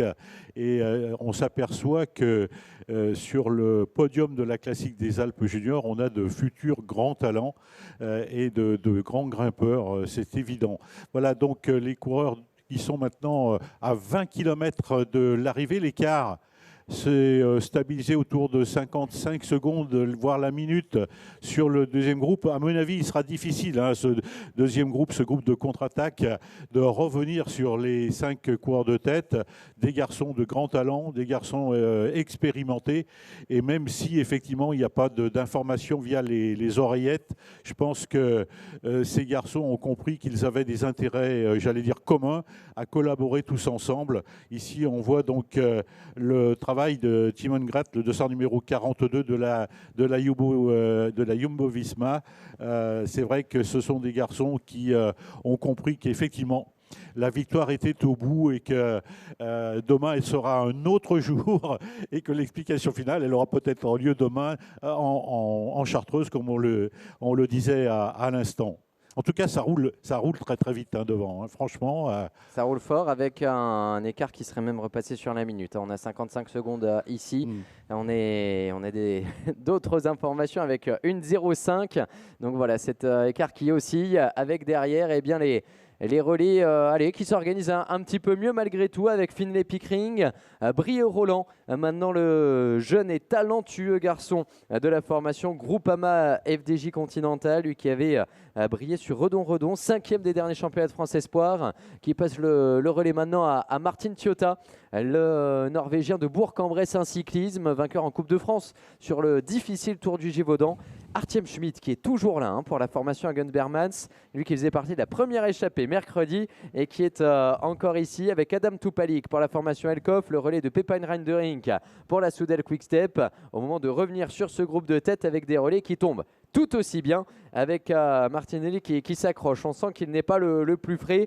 Johannes Kulset qui prend sa position à l'arrière, Martinelli devant lui, Timon Gratt, Oscar Onley et Lennart Van Edvelt, alors que l'on va aller disputer un sprint important puisque ce sera un sprint bonification. Encore une fois, il y a des points pour le classement des sprints intermédiaires, mais ce qui nous intéresse ici, c'est surtout les bonifications, puisque ces 5 coureurs étant dans le même temps, eh bien c'est les bonifications qui décideront ce soir du maillot jaune. Tout à fait, oui. En rappelant que dans ce groupe de tête, il y a des garçons qui sont partis très tôt dans l'ascension du col du Petit Mont-Noir, notamment Oscar Onley, Van Edveld et Timon Gratt, 3 des 5 coureurs, alors qu'on franchit ici une nouvelle fois l'autoroute A7 pour redescendre légèrement dans la localité de d'Aubery, où sera disputé le dernier point chaud, Lilian. Et pour rappel, donc pour l'instant, au jeu des modifications, que dans ce groupe, Kulset à 1 seconde, Onley en a 2, Van Etvelt également, Martinelli en a 3. Donc on rappelle que pour l'instant, le leader virtuel de l'Alpizar Tour, c'est le garçon que vous voyez ici avec son maillot vert de la Green Project, Alessio Martinelli, mais Van Etvelt qui lance. Voilà, c'est un vrai sprint de costaud pour aller faire les bonifs. Van Etvelt qui avait 2 secondes, est-ce que ce sera 5 dans un instant? Oui. Et Onley qui doit en prendre encore 2. Pas de bonification pour Martinelli. Donc, oh, ah non, il était plus loin le sprint. Il y a eu une petite hésitation. Je crois qu'on a confondu. Il devait y avoir la pancarte à 200 mètres. Van Etvelt qui s'est un peu enflammé. Et du coup, c'est Onley qui prend les 3 bonifs devant Van Etvelt. Donc, Oscar Onley qui avait déjà 2 secondes. Cela fait 5 secondes de bonification. Van Etvelt sera à 4. Et c'est donc Oscar Onley, le nouveau maillot jaune virtuel. Donc 5 secondes pour Onley, 4 pour Van Etvelt, 3 pour Martinelli, 1 pour Kulset. Martinelli n'a pas disputé le sprint, hein, finalement. Et il pouvait pas, je crois. Il était vraiment en queue de groupe. Alors, est-ce qu'il gère son effort pour disputer le sprint d'arrivée? C'est un garçon à la fois subtil et malin, Alessio Martinelli, et il a peut-être effectivement laissé les autres fournir un effort assez violent. Et lui, là, il fait de la patinette tranquillement, là, finalement, en tête, en queue de groupe. C'est assez intéressant de voir effectivement comment on peut gérer ces efforts, alors que le groupe numéro 2, donc le groupe de contre-attaque, vient de passer ici avec un retard de 1 minute et 10 secondes. Une 10, ça sera difficile hein, pour ce groupe d'entrevoir bien sûr les maillots des 5 hommes de tête. Ils sont dans une descente extrêmement rapide ici en direction de Clona sur Varèse, et on rentrera donc dans le circuit final d'arrivée d'ici 3 km environ. Et oui, puisque c'est vrai que j'avais presque oublié qu'on allait les retrouver sur la ligne d'ici quelques instants, puisque le premier passage sur la ligne aura lieu bien justement à 10 km de l'arrivée, 9,8 exactement. Donc pour le public qui aura le plaisir de les voir passer à 2 reprises aujourd'hui. Et vu les écarts et ce qu'on a vu les jours précédents, j'ai bien peur que la voiture balai se fasse rattraper par les hommes de tête dans le circuit final. Mais cela, on en a l'habitude maintenant, et cela va se gérer parfaitement avec l'organisation. Mais ce circuit de 10 km que les coureurs vont emprunter donc pour clôturer une longue journée entre le Vercors et entre Bièvre et Rhône. Voilà, tout à fait. Les coureurs donc en ont terminé avec cette descente rapide qui suivait le dernier point chaud d'ailleurs de la journée. Il n'y a plus de classement intermédiaire. La montagne, il reste par contre une dernière ascension, celle de la côte du Colombier, mais il n'y aura plus de sprint d'ici bien sûr l'arrivée ici à Saint-Maurice-l'Exil. Ça va très très vite, hein, 57 km/h au compteur donc de la moto, alors que les coureurs entrent dans la localité de Clona sur Varèse. 57 km/h, ça va effectivement très très vite en tête de course. L'écart semble pourtant se maintenir entre les 5 coureurs de tête et les poursuivants immédiats. Je pense qu'effectivement l'écart est peut-être légèrement en train de croître. On attendra donc le dernier pointage, bien sûr, pour avoir un peu plus d'informations sur ces écarts. En tout cas, donc, le groupe de tête gère parfaitement bien la situation, et Alessio Martinelli, le petit coureur italien, le coureur peut-être le plus rusé du groupe, donc lui aussi fait, je dirais, très attention à ne pas fournir donc d'efforts inutiles en tête de course, où on voit bien entendu des garçons comme Van Etvelt, comme Onley, comme Timon Gratt faire leur part de travail. Et ça, c'est toujours effectivement difficile, alors que là, on est dans la longue ligne droite qui va précéder l'entrée sur le circuit final d'arrivée. Nous sommes environ à 14 km de l'arrivée finale de cette étape, et à 4 km seulement du premier passage sur la ligne d'arrivée ici à Saint-Maurice-l'Exil. Ligne d'arrivée, je le rappelle, qui est située donc au niveau du siège de la communauté de communes d'Entre-Bièvre et Rhône. Une belle arrivée d'ailleurs, entre parenthèses, pour cette quatrième et avant-dernière étape. Et on va les retrouver donc sur la ligne dans quelques tout petits instants. Dernier écart communiqué avec une 10 entre les 5 hommes de tête et le premier groupe de contre. Une 10 seulement et l'opportunité d'un maillot jaune qui se jouera maintenant à l'avant. C'est certain, à moins que vraiment on s'arrête de pédaler dans ce groupe de tête. Alors qu'Adam Toupalik relance un petit peu. Pickering en deuxième position, Roland en troisième, Reindering en quatrième, Artem Schmidt en cinquième. Mais le tout à 1 minute 10 derrière. Ils ont des très gros rouleurs dans la Elkoff Casper. Des garçons comme Yann Barta, mais aussi Adam Toupalik, des garçons qui connaissent bien d'ailleurs les routes de l'Alpe Isère Tour, puisqu'ils ont participé à plusieurs éditions. Ici, on a dû voir le panneau indiquant, je crois, les 3 derniers kilomètres avant le premier passage, je dis bien avant le premier passage, hein, sur la ligne d'arrivée tracée à Saint-Maurice-l'Exil. Il restera encore une boucle d'environ 10 km après avoir franchi donc la ligne d'arrivée pour la première fois. Donc toujours 5 hommes en tête et toujours Alessio Martinelli en queue de groupe. En queue de groupe, alors on verra hein, tout à l'heure s'il a bluffé tout au long de ce parcours ou non. Le virage à gauche et on va retrouver bientôt le final. Hein. On est dans les 3 derniers kilomètres avant le passage sur la ligne. Une 10 le dernier écart. On rappelle que pour l'instant c'est donc Oscar Onley, le maillot jaune virtuel. Maillot jaune virtuel avec Lennart Van Edveld qui serait à 1 seconde. On rappelle qu'il y a les bonifications à l'arrivée. 10, 6 et 4. Tout à fait, effectivement. Donc, les bonifications donc, grappillées en cours d'étape donnent la situation suivante. Onley en a grappillé 5, Van Edveld en a grappillé 4 et Martinelli en a grappillé 3. Hein. Donc, la conclusion, c'est de dire qu'effectivement, tout se tient en peu de secondes. Voilà, donc un des derniers ravitaillements, ou alors non, c'est peut-être des consignes donc, qui sont données par le directeur sportif de la formation UNOX à leurs coureurs.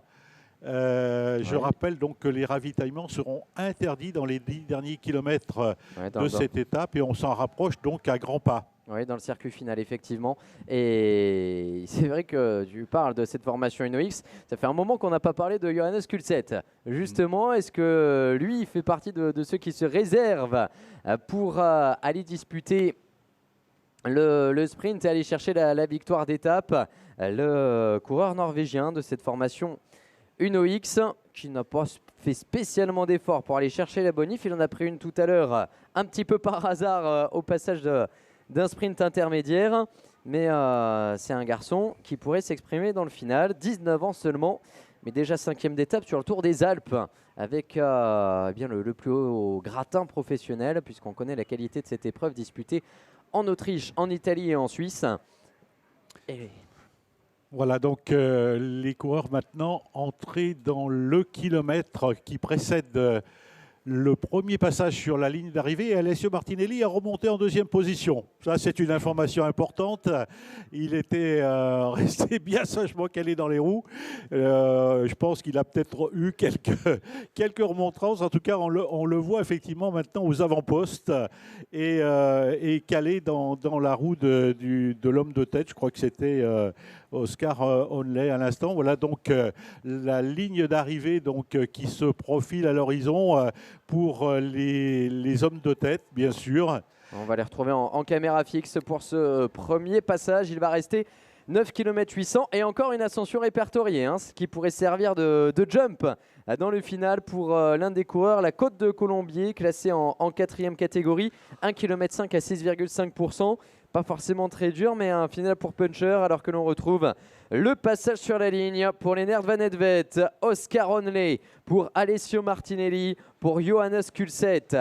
et pour Thymen Gratt à un tour de l'arrivée. Beaucoup de monde sur le bord de la route pour accueillir les coureurs ici à Saint-Maurice-l'Exil avec l'écart que l'on va pouvoir prendre et confirmer nous-mêmes cette fois-ci au passage de la ligne avec un groupe de chaises qui ne rend pas les arbres. Adam Toupalik emmène Wester Pepijn Randering juste dans sa roue. On retrouve Artiem Schmidt derrière, les coureurs de Bourg-en-Bresse qui font leur part du boulot également. On a vu Rémi Capron prendre quelques relais bien appuyés également. On a toujours Magnus Brinsrud, Finlay Pickering dans ce groupe de contre, mais qui semble encore loin du passage. La minute y sera largement. Moi, à mon avis, il y a plus d'une minute 10 sur la ligne d'arrivée entre le groupe de tête qui est déjà passé depuis un moment et qui attaque l'ascension de la dernière difficulté du jour, la côte du Colombier.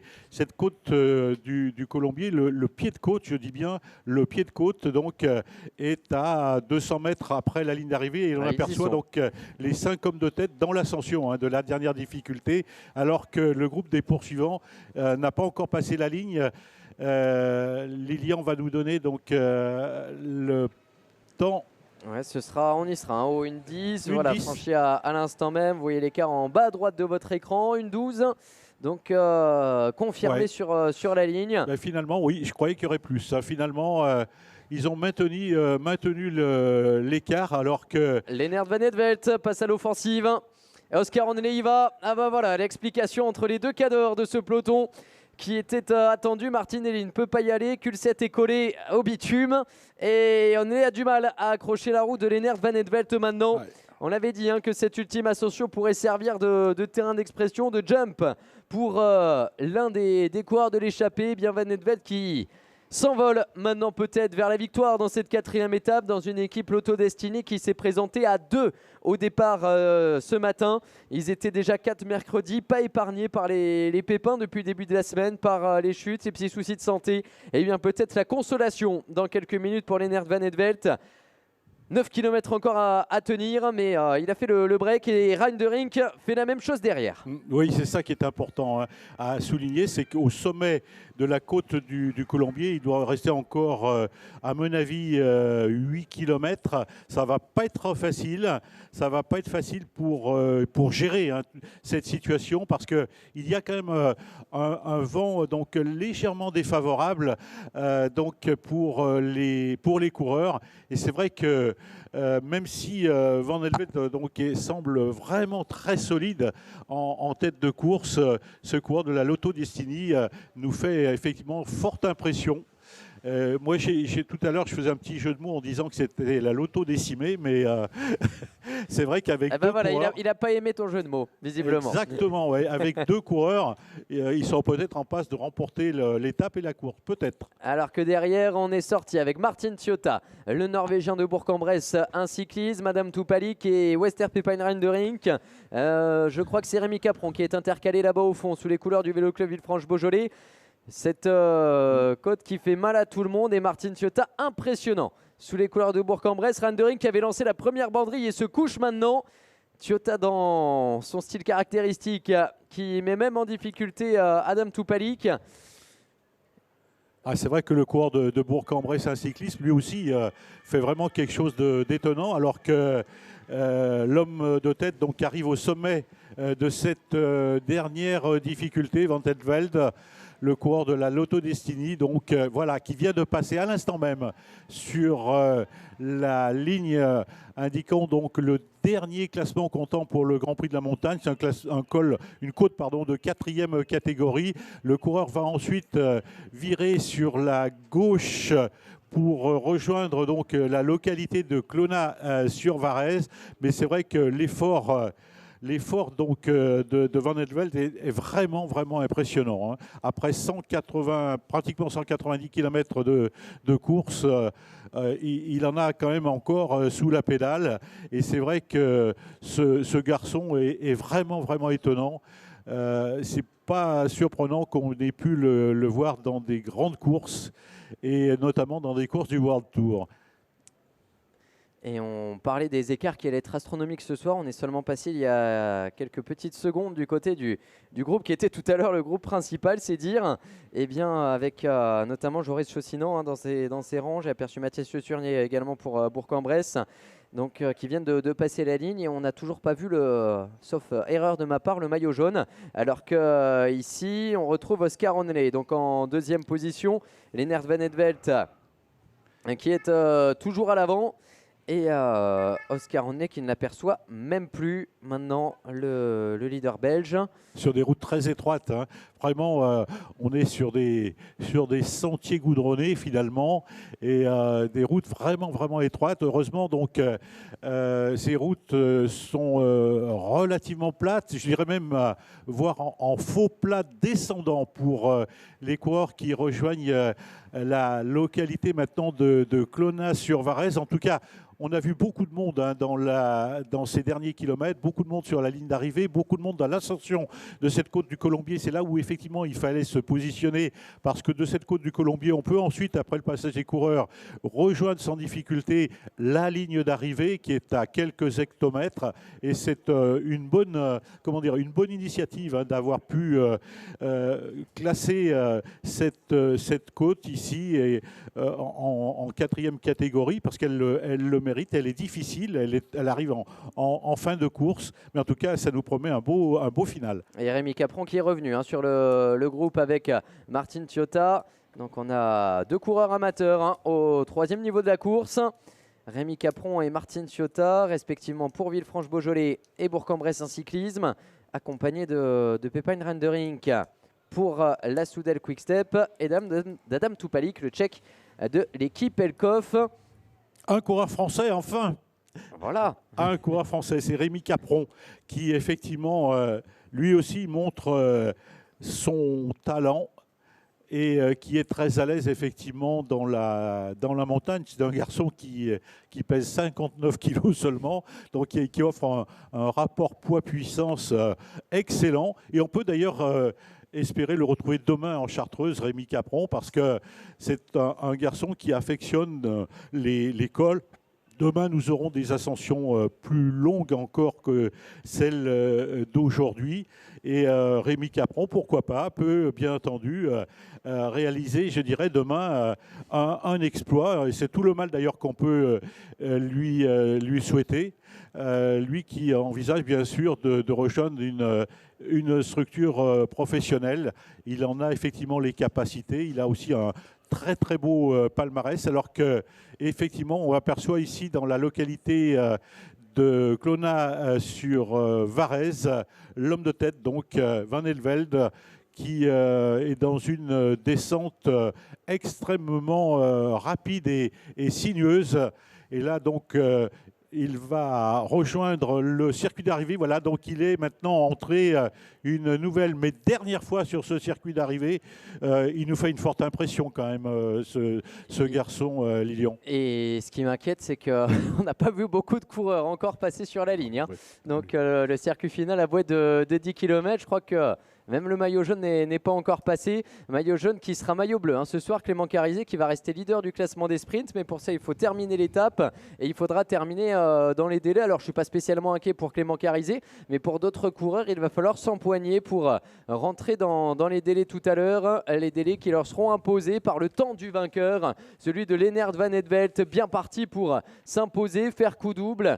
Donc, vainqueur d'étape et maillot jaune d'ici quelques minutes. Sauf ennui maintenant, on imagine mal comment on peut revenir de l'arrière alors qu'on a toujours Oscar Onley qui est intercalé et que vous retrouvez ici à l'image un groupe de 4 coureurs. Ils étaient 9 tout à l'heure. Ce sont 4 coureurs parmi lesquels notamment Rémi Capron et Martin Ciotat du côté des amateurs. 15 secondes l'écart entre Lennart Van Edvelt et Oscar Onley sur les 4 derniers kilomètres.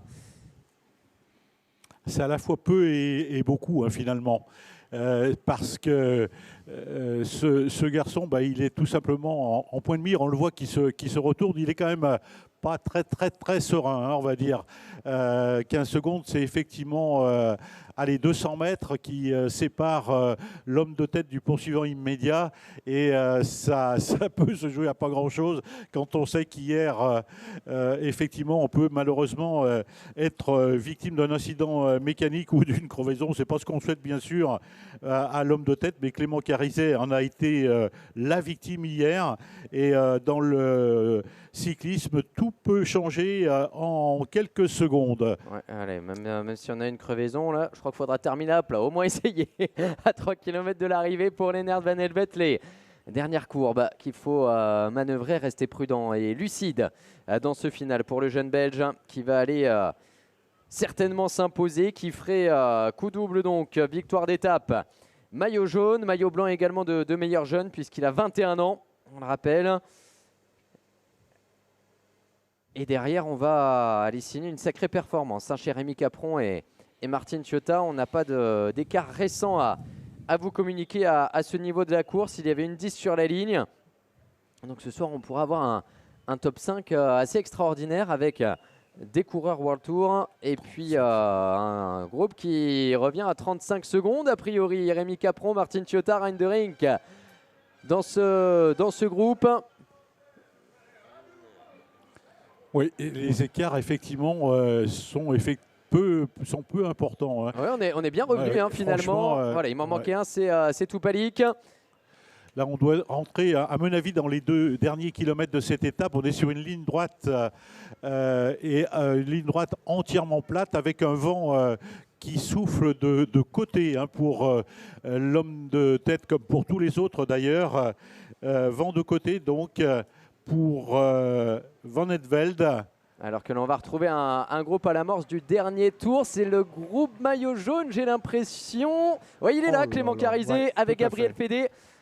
On va terminer loin ce soir, mais il faut finir parce qu'il y a des maillots en jeu pour Clément Carizet qui serait maillot bleu, pour Gabriel Fédé qui serait toujours maillot violet, donc encore 10 km pour eux. Ça veut dire que c'est des garçons qui vont finir pratiquement un quart d'heure, parce qu'il ne faut pas oublier qu'il y a l'ascension de la côte. Et on n'est pas au dernier, on n'est pas au dernier. Tout à fait, c'est l'ascension de la côte du Colombier. Donc ensuite, après, il restera encore 8 ou 9 km pour rejoindre l'arrivée ici à Saint-Maurice-l'Exil. Vous voyez que le maillot jaune aujourd'hui, il va peut-être prendre un éclat situé à 12-13 minutes de ce formidable coureur, ce guerrier qui est Van Helvet, le coureur de la Lotto Destiny.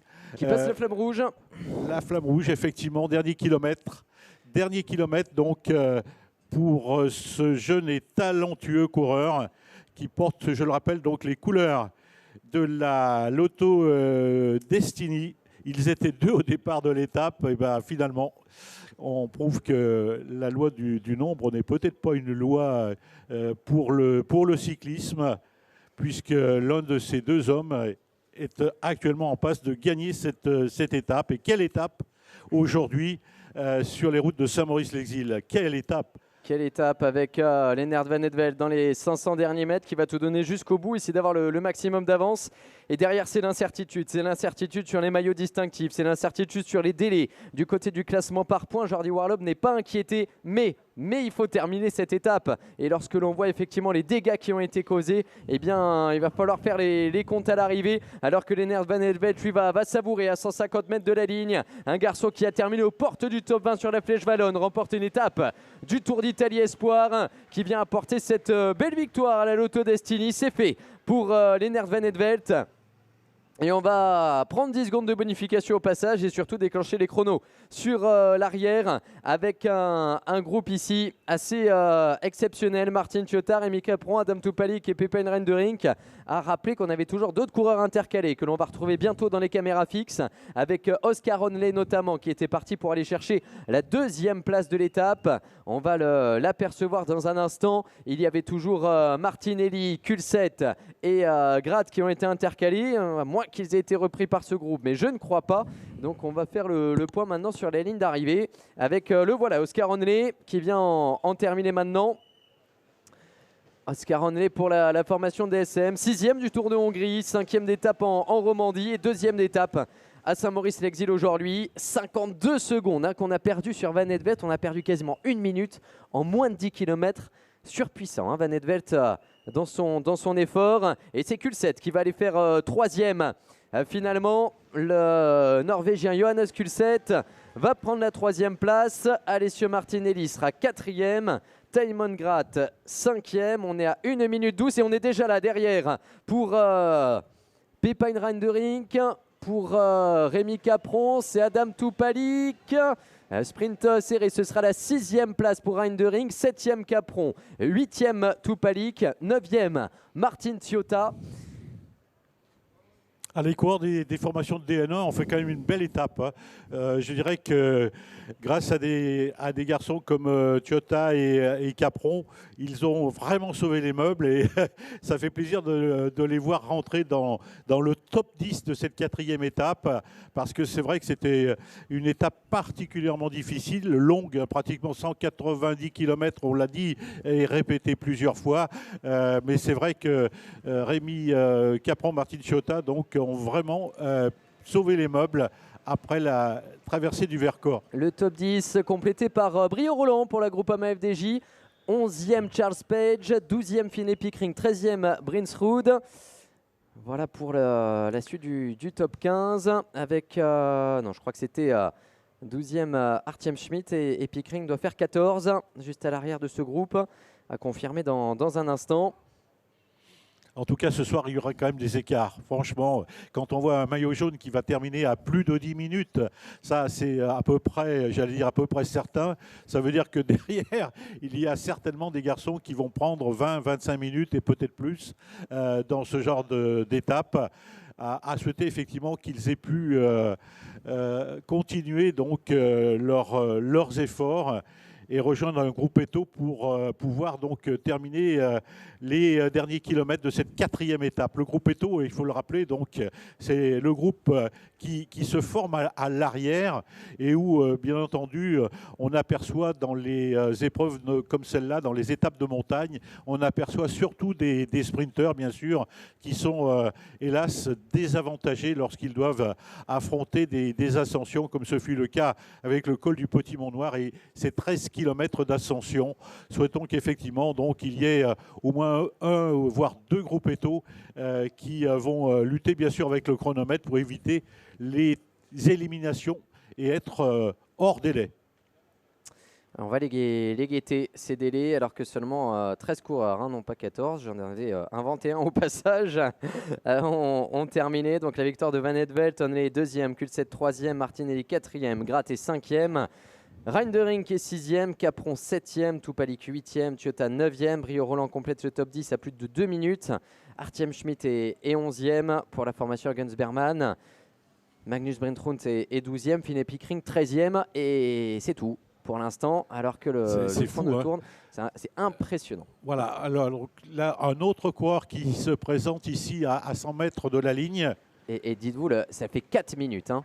Oh là le là, top, on est encore dans le top 15 et on est à 4 minutes avec un garçon d'Israël Première Tech.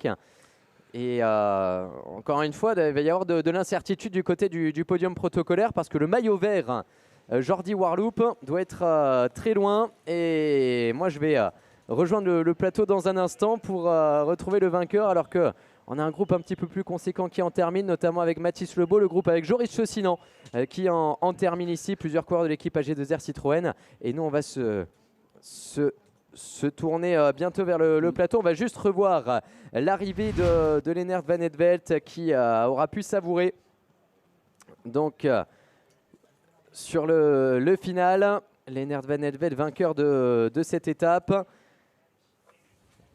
Et il est déjà là pour l'interview. On va se tourner en plateau dans un tout petit instant avant de retrouver le podium protocolaire. Lennart Van Edvelt donc, qui vient s'imposer en patron à Saint-Maurice-l'Exil.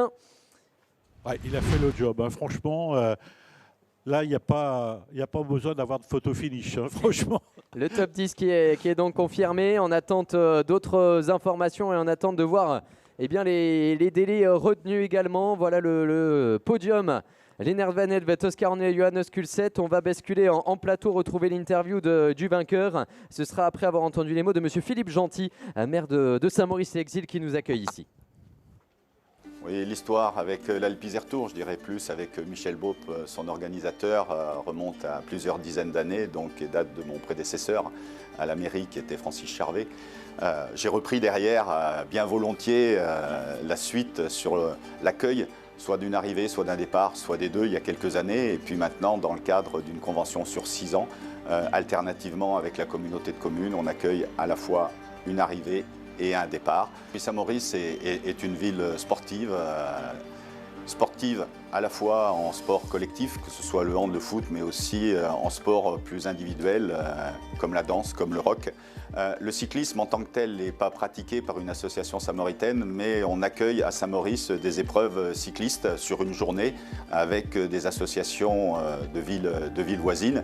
Et l'Alpizer Tour vient compléter cette proposition par une épreuve très professionnelle, complémentaire, avec effectivement professionnel aussi bien par les pratiquants, par les sportifs, que par l'organisation qui amène un vrai spectacle à disposition des Samaritains. Et les habitants, du fait de cette épreuve, permettent d'avoir une proximité avec les sportifs de haut niveau, mais également de proximité avec une épreuve, une manifestation, avec une organisation très professionnelle.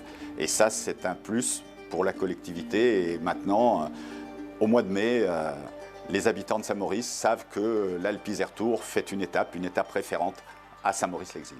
Je suis heureux que l'Alpizer Tour ait franchi l'étape du Covid et perdure après cette période très difficile, avec une évolution significative, avec l'entrée du conseil départemental au sein de cette épreuve, avec l'étape finale grandiose au niveau de l'Isère, une étape de montagne, ce qui clôt bien la diversité des épreuves, des étapes qui sont proposées par l'Alpizer Tour. Et encore une fois, je veux féliciter les organisateurs, les bénévoles pour leur professionnalisme et la qualité de l'épreuve, de la manifestation qu'ils proposent à des petites communes, parce que Saint-Maurice est une petite commune, 6500 habitants, et ça leur permet aux habitants d'approcher une épreuve professionnelle avec de la qualité et de la proximité. Donc voilà, merci à l'ensemble des organisateurs.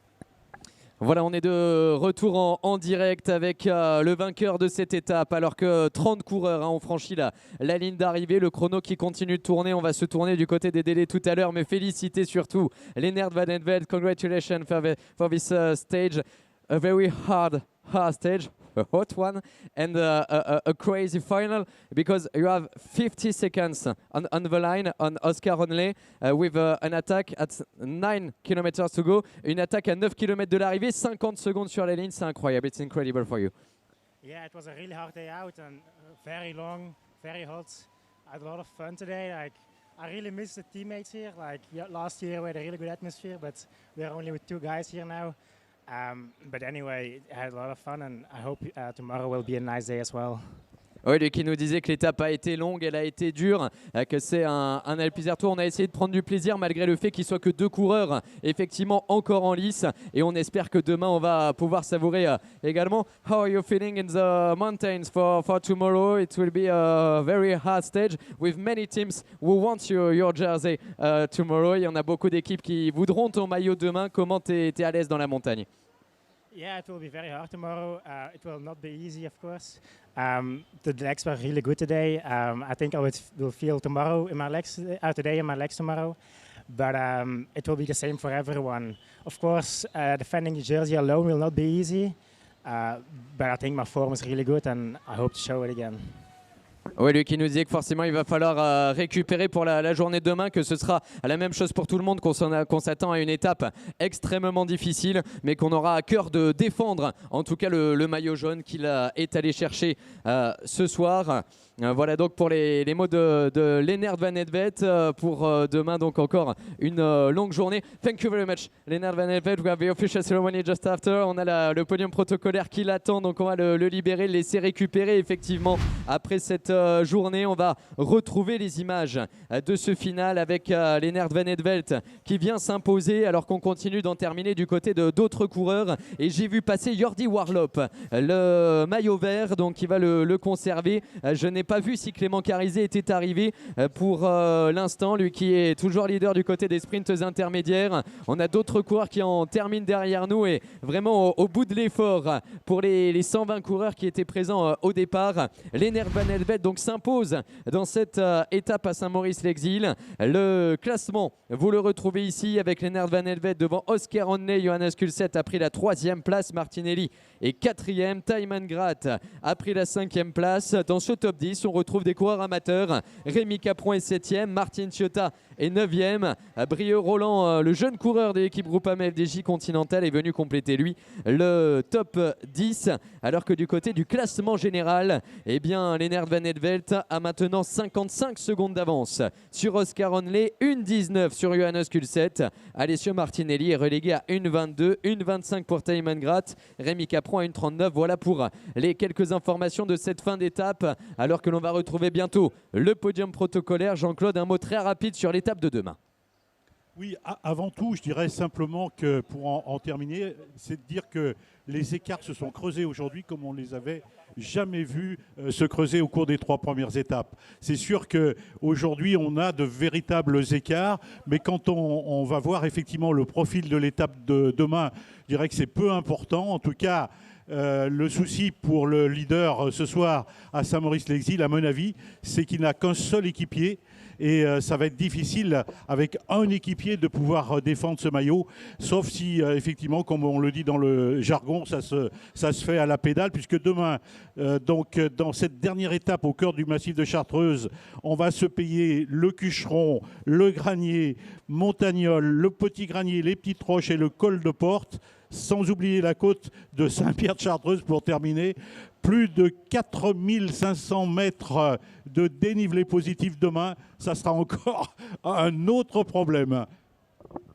Un autre problème pour les coureurs, on va les laisser récupérer bien évidemment. Piscine pour tout le monde ce soir. Parmi les coureurs, il faisait plus de 28 degrés aujourd'hui sur les routes du Vercors et entre Bièvre et Rhône. On va continuer la journée avec le podium protocolaire, mais vous laissez à vous, nos amis téléspectateurs qui nous avez suivis pendant ces quelques heures de direct pour suivre une étape totalement folle. Demain, on vous donne rendez-vous à 13h45 pour la prise d'antenne, toujours sur Télé Grenoble, sur Direct Vélo, sur Vélo Plus TV, sur YouTube, sur Facebook. Restez avec nous parce que demain ça va être un final extraordinaire. Merci à vous de nous avoir suivis et à demain 13h45. Reprise et on suivra l'ensemble des coureurs et la préparation d'un éventuel sprint, si sprint il doit y aller. Donc effectivement, et ce sont bien les couleurs de Metex Solaroid que l'on retrouve aux avant-postes avec Yann Ronet Junior et qui effectivement étire. On remonte, et avec également 6 points qu'il est allé chercher dans la côte du Val. Les meilleurs coups de fois autour de Pité, la nervosité que l'on a ressentie. Romain rejoindrait la ligne d'arrivée à reprendre tout cela alors qu'on aborde les 57 derniers kilomètres et qu'on prend un temps de ravitaillement dans la dernière bouchée pour la côte de groupe. Jour il va être battu par un coureur de l'équipe AG2R. Tout à l'heure pour la BNP Hotel, on retrouve donc 2 hommes forts et Sébastien Berwick s'impose.